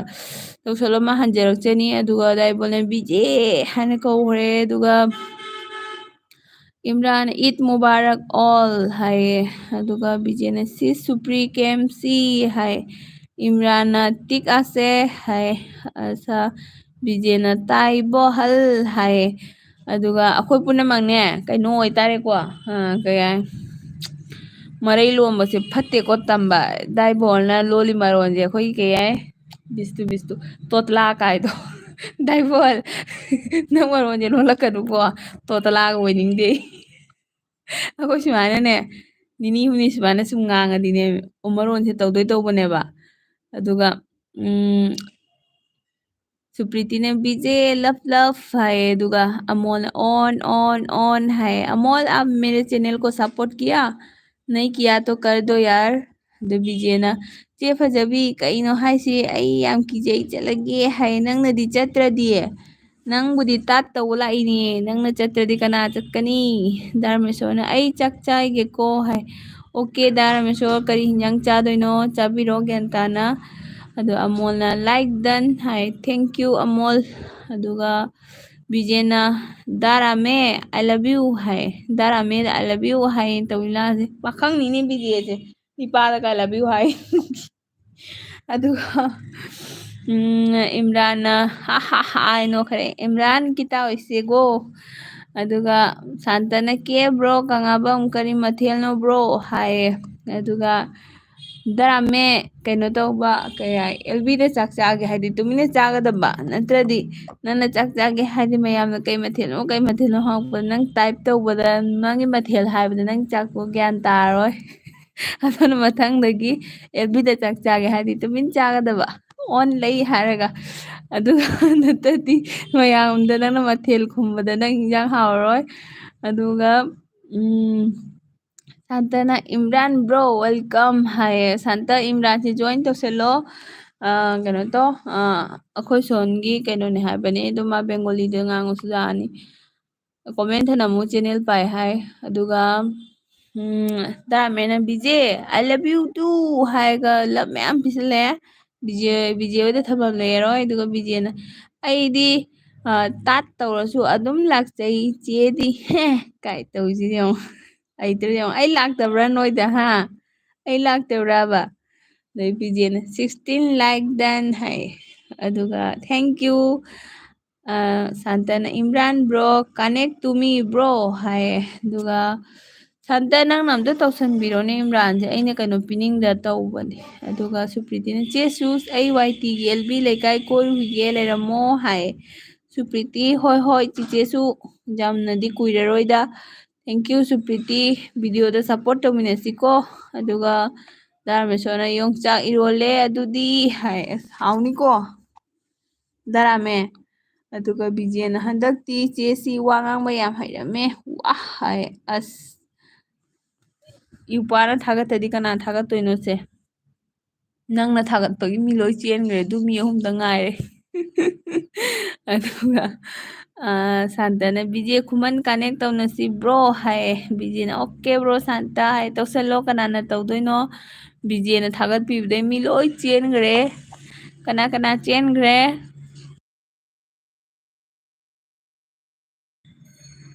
अदुगा दारामेश्वर हावे हाय हावरे चाबीरो दारामेश्वर अखोइदी चाबा फंग्रे जोंचाक काइदो जोंचाक तो चाबा फंग्रे जुमदा थोगा चादसु तो जोंचाक होगी तकत तकत टीङैदा चाब जोंचाका लोरगा चानिंगदेदा बिटका जाउ तकत तकत टीना मसांग मसांग चाबदना हाव हेले दुगा शांतना वांधारे नोक्तना बीजे खुमन ब्रो नहानगै हैतब्रो हाइसे ब्रो आइदी खंगदे ngasi नहान बेलबीनी चे सुस्मितागिदा आई हैते शांता बीजेना ने आइसे उनबा खुदिंगी याम नोकनाबीबने अदनो माना ngasi थागत पीबै मोय मी लोइ चेनगिसे उद्रो अदुगा बीजेना चे सक फजई हाइबगी मतिक आइबु इकाइबा पीबा तौरेदु आई अमुक लाक्लोय आइसु फजकांदा लाके खंगनी हाय माक्सु फजकांदा लाके हाय तौयम खंगनी हेक चलाबा आइसु लाओय अदुगा लंचेनबी लाए चे सुस्मिता दाविजे हाय वेलकम लंचेनबी थैंक यू चेगीदा लाक्पीबगी चाक चारबो लंचेनबी लंचेनबी नतबा नहान अंगांग खक जावरमने एलबी दा मपागी आईडी दगी नुसीने दु यांग जाना लाखिद्रे अइनगा तोइना थादबगा लंचेनबी करी मथेल चारागे दुगा बीजेना आइसु खंगदे ब्रो शांता आइसु हंदक्तनी किजै याम काई तौजों तौसनैनी शांता बीजे दी एलबी दा नोंगान बनी एलबी दा संदा ताबने तौसनैनी को बीजे से दुगा लंचेनबीना चे चाक चारे इरोम्बा हाय ओके नोय मयाम लोइ इरोम्बा चाइको आइसु चानिंगा तोरे ꯑꯩꯗꯤ ꯀꯩꯅꯣ ꯏꯟꯖꯥꯡ ꯊꯣꯡꯕ ꯂꯣꯏꯔꯒ ꯂꯩꯔꯦ ꯕꯣꯔꯤ ꯊꯣꯡꯕ ꯂꯩꯔꯦ ꯉꯥꯏꯍꯥꯛ ꯂꯩꯔꯒ ꯑꯉꯥꯡ ꯂꯥꯛꯑꯀꯥꯟꯗ ꯄꯥꯄꯣꯔ ꯇꯥꯎꯔꯒ ꯆꯥꯗꯧꯔꯕꯅꯤ ꯑꯗꯨꯒ ꯕꯤꯖꯦꯅ ꯂꯟꯆꯦꯟꯕꯤ ꯅꯪ ꯑꯩꯅ ꯍꯥꯠꯂꯅꯤ ꯗꯤꯄꯤꯗꯣ ꯁꯠ ꯁꯠ ꯁꯤꯜꯂꯣꯀꯣ ꯍꯥꯏꯌꯦ ꯑꯗꯨꯒ ꯀꯩꯒꯤꯅꯣꯅꯦ ꯃꯤ ꯗꯤꯄꯤꯁꯦ ꯅꯪꯅ ꯍꯥꯠꯀꯦ ꯍꯥꯏꯗꯣ ꯂꯟꯆꯦꯟꯕꯤꯅ ꯗꯥ ꯕꯤꯖꯦ ꯆꯥꯛ ꯂꯣꯏꯔꯕꯣ ꯍꯥꯏ ꯑꯗꯨꯒ ꯕꯤꯖꯦꯅ ꯂꯟꯆꯦꯟꯕꯤ ꯂꯣꯏꯔꯦ ꯍꯥꯏ ꯕꯤꯖꯦ ꯅꯪꯅ ꯊꯣꯡꯉꯤꯔꯣ ꯀꯩ ꯏꯟꯖꯥꯡ ꯊꯣꯡꯉꯤꯅꯣ ꯂꯟꯆꯦꯟꯕꯤꯅ ꯑꯩꯗꯤ ꯁꯤꯜꯂꯣꯏ ꯑꯩꯗꯤꯕ ꯕꯤꯖꯦ ꯅꯨꯡꯁꯤꯕꯒꯤꯅꯦ ꯍꯥꯏ ꯑꯁ ꯃꯃꯥꯡꯒꯤꯗꯨꯁꯨ ꯐꯖꯩꯌꯦ ꯑꯗꯨꯒ ꯍꯧꯖꯤꯛꯇ ꯑꯃ ꯂꯥꯛꯑꯝꯃꯤꯗꯨꯅ ꯀꯅꯥꯅꯣ ꯕꯤꯖꯦ ꯊꯃꯣꯏꯁꯦ ꯄꯦꯜꯂꯦ ꯑꯩ ꯍꯥꯏꯅ ꯑꯃ ꯂꯥꯛꯑꯝꯃꯦ ꯑꯗꯨ ꯄ꯭ꯔꯦꯔꯅꯥꯔ ꯈꯪꯗꯦ ꯑꯗꯨꯒ ꯂꯟꯆꯦꯟꯕꯤꯅ ꯀꯔꯤ ꯃꯊꯦꯜ ꯊꯣꯡꯒꯦ ꯗꯥ ꯕꯤꯖꯦ ꯍꯥꯏꯌꯦ ꯑꯗꯨꯒ ꯕꯤꯖꯦꯅ ꯑꯣ ꯑꯣ ꯆꯦ ꯂꯟꯆꯦꯟꯕꯤꯒꯤ ꯗꯤꯄꯤꯁꯤ ꯎꯗ꯭ꯔꯣ ꯑꯩ ꯁꯤꯟꯅꯗꯣꯔꯦꯃꯤ ꯅꯪꯕꯨ ꯍꯥꯏꯌꯦ ꯇꯧꯔꯣ ꯂꯟꯆꯦꯟꯕꯤ ꯇꯧꯔꯣ ꯃꯁꯦ ꯇꯧꯔꯣ ꯃꯁꯦ ꯑꯩꯉꯣꯟꯗ ꯂꯥꯛꯑꯒ ꯀꯥꯔꯟ ꯇꯨꯔꯟ ꯌꯥꯝ ꯉꯥꯡꯉꯤ ꯃꯁꯦ ꯇꯧꯔꯣꯕꯣ ꯑꯗꯨꯒ ꯕꯤꯖꯦꯅ ꯂꯟꯆꯦꯟꯕꯤ ꯉꯥ ꯍꯥꯏ ꯑꯩ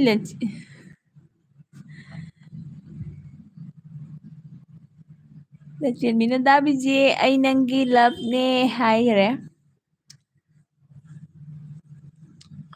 ꯀꯩꯅꯣ ꯗꯨꯋꯦꯜꯗꯒꯤ ꯇ꯭ꯔꯥꯏꯡꯒꯜ ꯆꯠꯈ꯭ꯔꯕ ꯂꯞꯁꯦ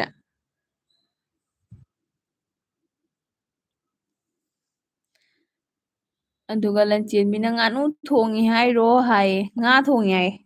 ꯈꯪꯗꯦ ꯉꯥꯅꯨꯗꯤ ꯌꯥꯎꯔꯛꯇꯦ ꯉꯥ ꯊꯣꯡꯉꯦ ꯍꯥꯏ ꯀꯥꯏꯗꯩꯅꯣ ꯆꯣꯠꯂꯝꯃꯤꯁꯤꯅ ꯑꯃꯨꯛ ꯆꯥꯛ ꯌꯥꯝ ꯉꯟꯅ ꯆꯥꯅꯩꯌꯦ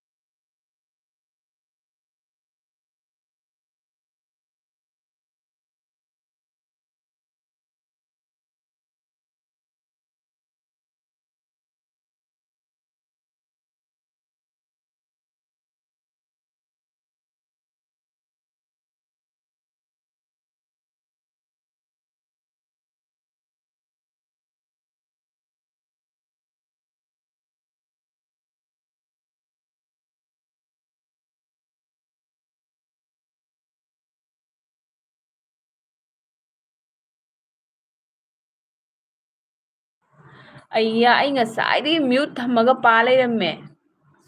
ꯁꯣꯔꯤ ꯕꯤꯖꯦꯅ ꯍꯧꯖꯤꯛꯇꯅꯦ ꯃ꯭ꯌꯨꯠꯇ ꯂꯩꯔꯦ ꯍꯥꯏꯗꯨꯒ ꯑꯩ ꯇꯥꯔꯤꯕ ꯀꯥꯏꯗꯒꯤꯅꯣ ꯃ꯭ꯌꯨꯠ ꯂꯩꯈ꯭ꯔꯤꯁꯦ ꯁꯨꯄ꯭ꯔꯤꯇꯤꯗꯒꯤ ꯄꯥꯔꯛꯑꯒꯦ ꯁꯨꯄ꯭ꯔꯤꯇꯤꯅ ꯑꯩ ꯂꯥꯛꯆꯔꯦ ꯑꯃꯨꯛ ꯍꯥꯏꯌꯦ ꯑꯗꯨꯒ ꯁꯨꯄ꯭ꯔꯤꯇꯤꯅ ꯍꯥꯏꯌꯦ ꯁꯨꯄ꯭ꯔꯤꯇꯤꯗꯒꯤ ꯄꯥꯔꯒꯦ ꯌꯥꯕ꯭ꯔꯣ ꯑꯗꯨꯒ ꯁꯨꯄ꯭ꯔꯤꯇꯤꯅ ꯂꯥꯛꯆꯔꯒꯦ ꯍꯥꯏꯁꯤꯒ ꯑꯩꯅ ꯍꯥꯏꯕ ꯁꯨꯄ꯭ꯔꯤꯇꯤꯅ ꯆꯠꯂꯨꯕ ꯊꯣꯡꯒꯥꯟꯗꯣ ꯍꯥꯏꯗꯤ ꯂꯩꯈꯣꯝ ꯍꯣꯝꯃꯝꯃꯕ ꯍꯥꯏꯕ ꯂꯩꯈꯣꯝ ꯍꯣꯝꯃꯝꯗꯅ ꯑꯃꯨꯛ ꯈꯣꯡꯒ꯭ꯔꯥꯎꯗ ꯂꯩꯈꯣꯝ ꯇꯣꯠꯂꯅꯤ ꯍꯥꯏꯅ ꯂꯥꯛꯑꯦ ꯍꯥꯏꯕ ꯑꯗꯨꯒ ꯕꯤꯖꯦꯅ ꯊꯦꯡꯛ ꯌꯨ ꯕ꯭ꯔꯣ ꯁꯥꯟꯇ ꯑꯩꯁꯨ ꯔꯤꯇꯔꯟ ꯇꯧꯖꯔꯛꯀꯦ ꯁꯣꯏꯗꯅ ꯍꯥꯏ ꯑꯗꯣ ꯁꯣꯏꯕ ꯇꯥꯔꯗꯤ ꯁꯣꯏꯗꯠꯀꯅꯤ ꯍꯥꯏꯕ ꯑꯩꯅ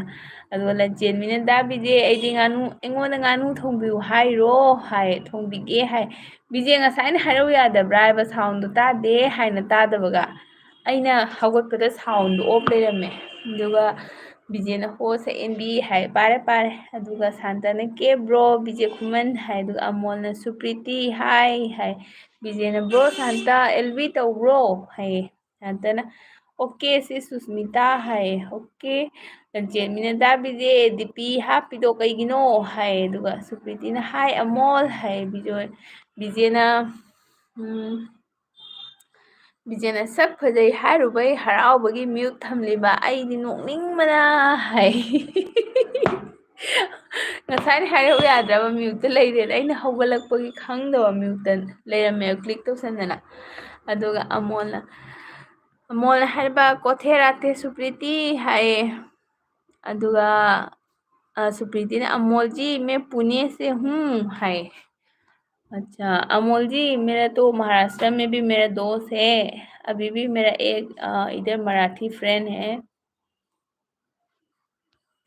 आप लोग इधर से बहुत दूर है ना हम लोग असम से है तो यहाँ से बहुत दूर है इसलिए आपको पता नहीं है। सुप्रीति ओनली 10 मिनट लोरगा केन तौरगे मैं पुनमक कईगिनो अने म्यूट ओइरे हारगा चेलमिसे अदुगा सुप्रीति ना हाय है मुंबई में 2 साल रह चुकी हूँ है अदुगा सुप्रीति जॉब तौब्रा अदुगा बिजेना ꯑꯩꯇ ꯐꯗꯤꯒꯣꯝꯗ ꯊꯧꯔꯤ ꯌꯥꯜꯂꯨꯈꯤꯒꯦ ꯉꯁꯤ ꯑꯩ ꯌꯥꯝ ꯄꯦꯟꯗꯦ ꯅꯣꯏ ꯀꯅꯥꯅꯁꯨ ꯑꯩꯕꯨ ꯈꯥꯝꯂꯛꯀꯅꯨ ꯍꯥꯏ ꯑꯣ ꯅꯪꯒꯤ ꯐꯗꯤꯒꯣꯝꯗꯣ ꯍꯧꯗ꯭ꯔꯦ ꯅꯪꯒꯤ ꯐꯗꯤꯒꯣꯝꯗꯣ ꯍꯧꯗ꯭ꯔꯦ ꯃꯤ ꯂꯣꯏ ꯐꯣꯏꯗꯠꯅꯈ꯭ꯔꯦ ꯅꯪ ꯁꯤꯕ ꯌꯥꯔꯔꯣꯏꯌꯦ ꯑꯗꯨꯒ ꯁꯥꯟꯇꯅ इमरान कमेंट चेक प्लीज है शांता इमरान लेरिबने इमरान लेरिबने शांता अदो कनो तो मा लेतब तारी नंग मागी वीडियो दा अनी हुमदा कनो कमेंट तौसलमु हाइदि मा हनी एलबी दे चतख्रब खंगदे अदुगा अमोल मराठी आती है आपको सुप्रीति है सुप्रीति ना बासी में है अदुगा बिजेना से सुप्री करी मिंग कौगे है सी सुप्री करी मिंग कौगे हा हाय तो मी ममिंग से मान करी मिंग कौगे है लंचेनी हो तारिबा दाबिजे है पेथारे अदुगा विक्टर कुकिंग एंड ब्लॉग हाय हेलो विक्टर कुकिंग वेलकम आपको मेरे एलबी पे आप चैनल है तो मेरे सपोर्ट कीजिए कमेंट छोड़ के जाइएगा मैं रिटर्न करूँगी आपको बिजेना लंचेंदी हाय साउरे दुगा सुप्रीतिना थोड़ी बहुत अमोल जी बट मेरे हस्बैंड को बहुत अच्छे से आते हैं हाय ओ मोय मराठी से हिंदी का माना बनीदा अइदी ngang ngang मोय ताइदो खख अदुम खंग लौसनबा ngami मराठी मरोन मरवारी मरोन अदुगा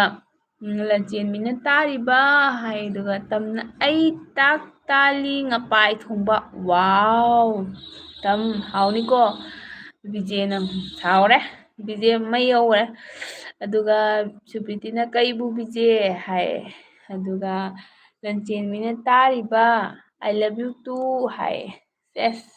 अदुगा विद्यालक्ष्मी कुइरेको उदबा नुंगारिबो विद्या ते सुस्मिता हाय वेलकम विद्यालक्ष्मी थैंक यू लाक्पिबई कुइरे उदबा हैप्पी चेराउबा बिजेना सी सुप्री करीमिंग कौगे हाइबा हाय रेडी अमोलना ओके सुप्रीति जी हाय बिजेना सेकेंड विद्या हिंचाबी लागिरो हाय अदुगा अमोलना आप असम की है क्या सुप्रीति जी हाय अदुगा लंचेमिना आई लव यू हाइबा साउबा नुपासे दा बिजे नंग मंगाइरे मा पाखंग सरी ओंद्रोमने अदुगा सुप्रीतिना विक्टर से मैतै ओइदोइनिको चेसु हाय खंगदेने Supriti Victor cooking and blog हाय ता हायरक्पसिगो खंग्रे इसु अदो विक्टर मैतै ओइबिरसु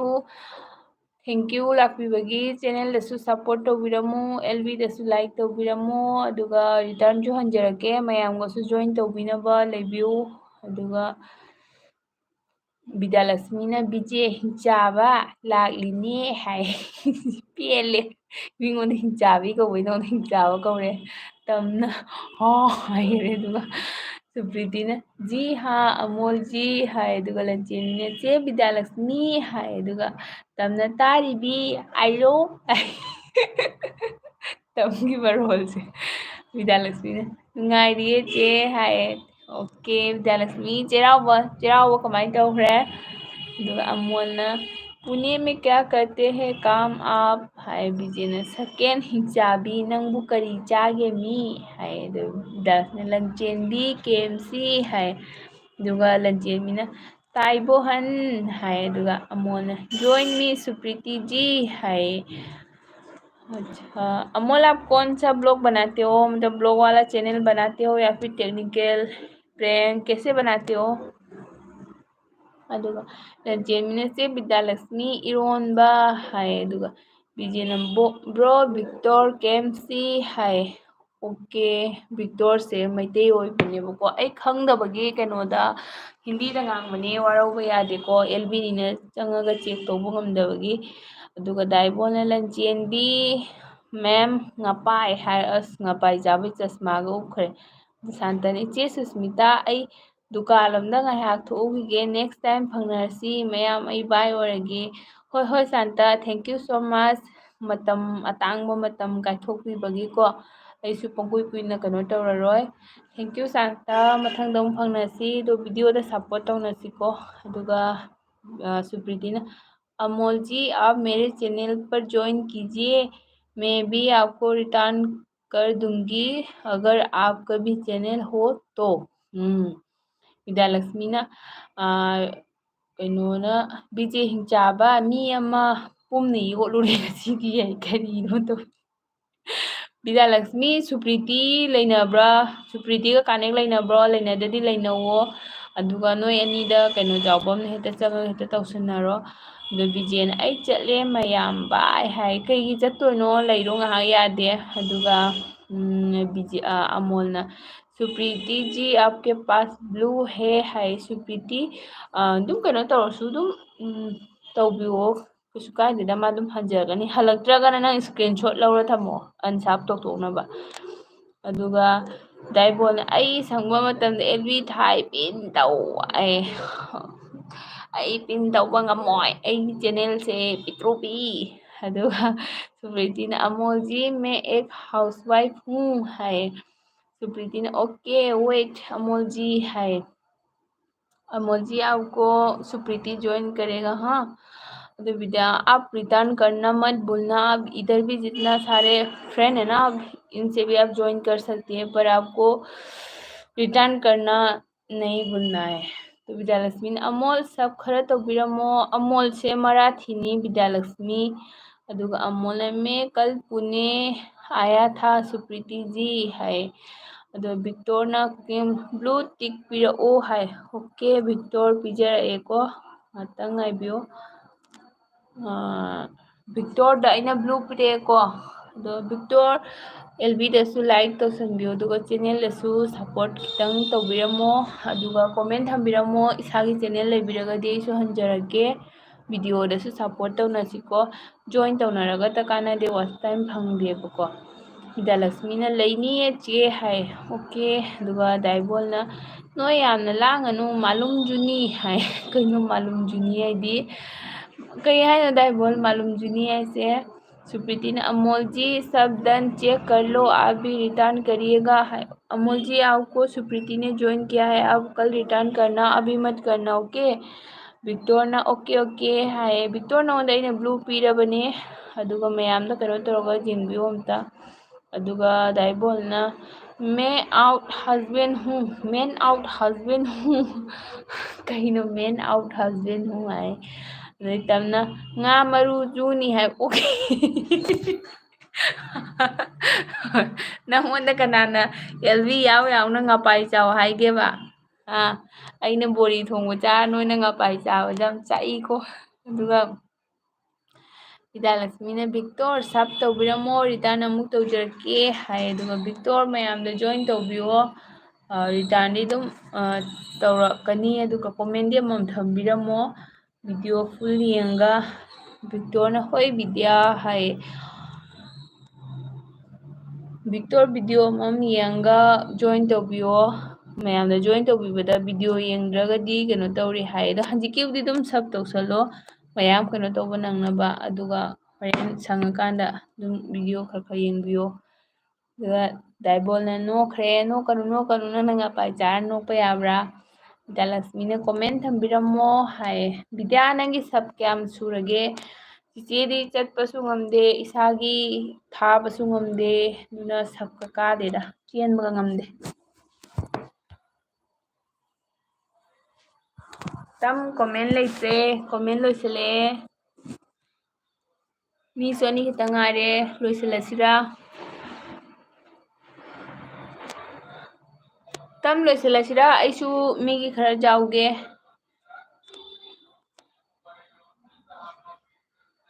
ꯉꯄꯥꯏ ꯍꯥꯎꯂꯦ ꯍꯥꯏ ꯁꯤ ꯁꯨꯁꯃꯤꯇꯥ ꯀꯦꯝꯁꯤ ꯕꯤꯗ꯭ꯌꯥ ꯑꯩ ꯀꯩꯅꯣ ꯇꯧꯔꯦ ꯕꯣꯔꯤ ꯊꯣꯡꯉꯦ ꯑꯗꯣ ꯍꯣꯔꯦꯟ ꯄꯥꯄꯣꯔ ꯑꯃ ꯇꯧꯔꯒ ꯆꯥꯔꯅꯤ ꯕꯤꯗ꯭ꯌꯥꯅ ꯆꯦ ꯌꯥꯝꯗ꯭ꯔꯤꯗ ꯍꯥꯏ ꯑꯗꯨꯒ ꯗꯥꯏꯕꯣꯜꯅ ꯍꯣꯏ ꯍꯥꯏ ꯑꯃꯣꯜꯅ ब्लू दे दो हाय अमोल सुप्रीति ने आपको सब कर दिया है सुप्रीति ने विक्टर सावधान हाय ꯚꯤꯛꯇꯔ ꯁꯨꯄ꯭ꯔꯤꯇꯤꯅꯁꯨ ꯅꯉꯣꯟꯗ ꯖꯣꯏꯟ ꯇꯧꯈ꯭ꯔꯦ ꯍꯥꯏꯌꯦ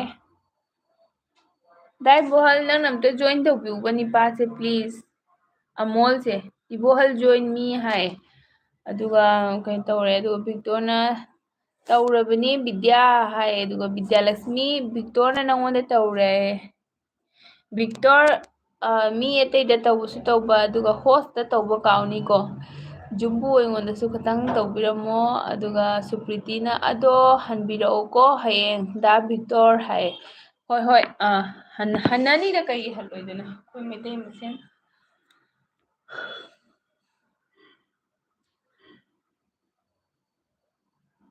ꯑꯗꯣ ꯀꯩꯅꯣ ꯇꯧꯔꯁꯨ ꯃꯌꯥꯝ ꯑꯦꯜꯕꯤꯁꯦ ꯂꯣꯏꯁꯤꯜꯂꯁꯤꯔꯥ ꯀꯩꯅꯣ ꯇꯧꯒꯦ ꯑꯩꯁꯨ ꯃꯌꯥꯝꯒꯤꯗ ꯈꯛꯇꯪ ꯌꯥꯎꯅꯤꯡꯉꯦ ꯃꯌꯥꯝꯒꯤ ꯀꯅꯥ ꯀꯅꯥ ꯊꯥꯔꯤꯕꯅꯣ ꯈꯪꯗꯦ Amol coming video coming video now don't go हाय सुप्रीति दाइबोल हाय नोखरे अमोल सुप्रीति आपका कमेंट नहीं मिलता है सुप्रीति कमेंट फंगनदे है अमोल जना अनी हम तौसलो विद्यालक्ष्मी ने थैंक यू विक्टर 24 hours लेगा हंजरके है विद्यालक्ष्मी मी खतंग आइरे चिचे कओरा भिक्टोरना तौरबने Susmi thank you so much Victor अइसु हंजरके को आफ्टर 24 hours ता वीडियो दसु सपोर्ट तौबिरहो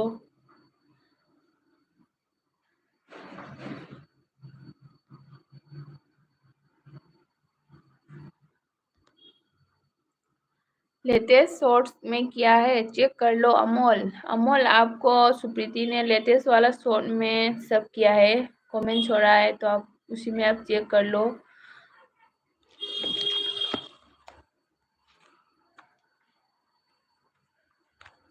विक्टोर ओके विद्या है विद्या कहीं जंग जा रही नो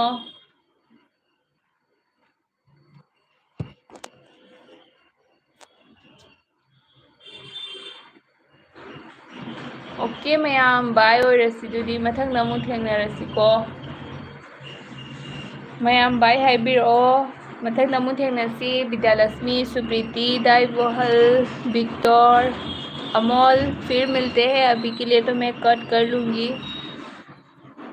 मुझे भी थोड़ा किसी और का लाइव पे जाना है दाई बोलना अमोल डन अमोल आपको इबोहल सिंगर ने आपको ज्वाइन किया है आप ज्वाइन करना मत भूलना रिटर्न करना ओके अदुगा दाइबोहल हलक्त्रगा हेक अन्ने तौथो अदुगा सुप्रीति ने चे ऐसु बाय ओके ओके सुप्रीति किसी न किसी के घर दमु फंगनरसी अदुगा विद्यालक्ष्मी ने चे सुस्मिता चिकन चारे विद्यालक्ष्मी दी हाउ चारा मैं मन तादा ꯗꯥꯏꯕꯣꯜꯅ ꯕꯥꯏ ꯍꯥꯏ ꯇꯝꯅ ꯅꯣꯛꯑꯦ ꯇꯝꯃꯩ ꯀꯛꯑꯒꯦꯀꯣ ꯕꯤꯗ꯭ꯌꯥꯂꯛꯁꯃꯤꯅ ꯕꯥꯏ ꯆꯦ ꯊꯦꯡꯛ ꯌꯨ ꯁꯣ ꯃꯆ ꯃꯌꯥꯝ ꯄꯨꯝꯅꯃꯛꯀꯤ ꯌꯥꯝ ꯇꯥꯡꯕ ꯃꯇꯝ ꯀꯥꯏꯊꯣꯛꯄꯤꯕꯒꯤ ꯕꯥꯏ ꯕꯥꯏ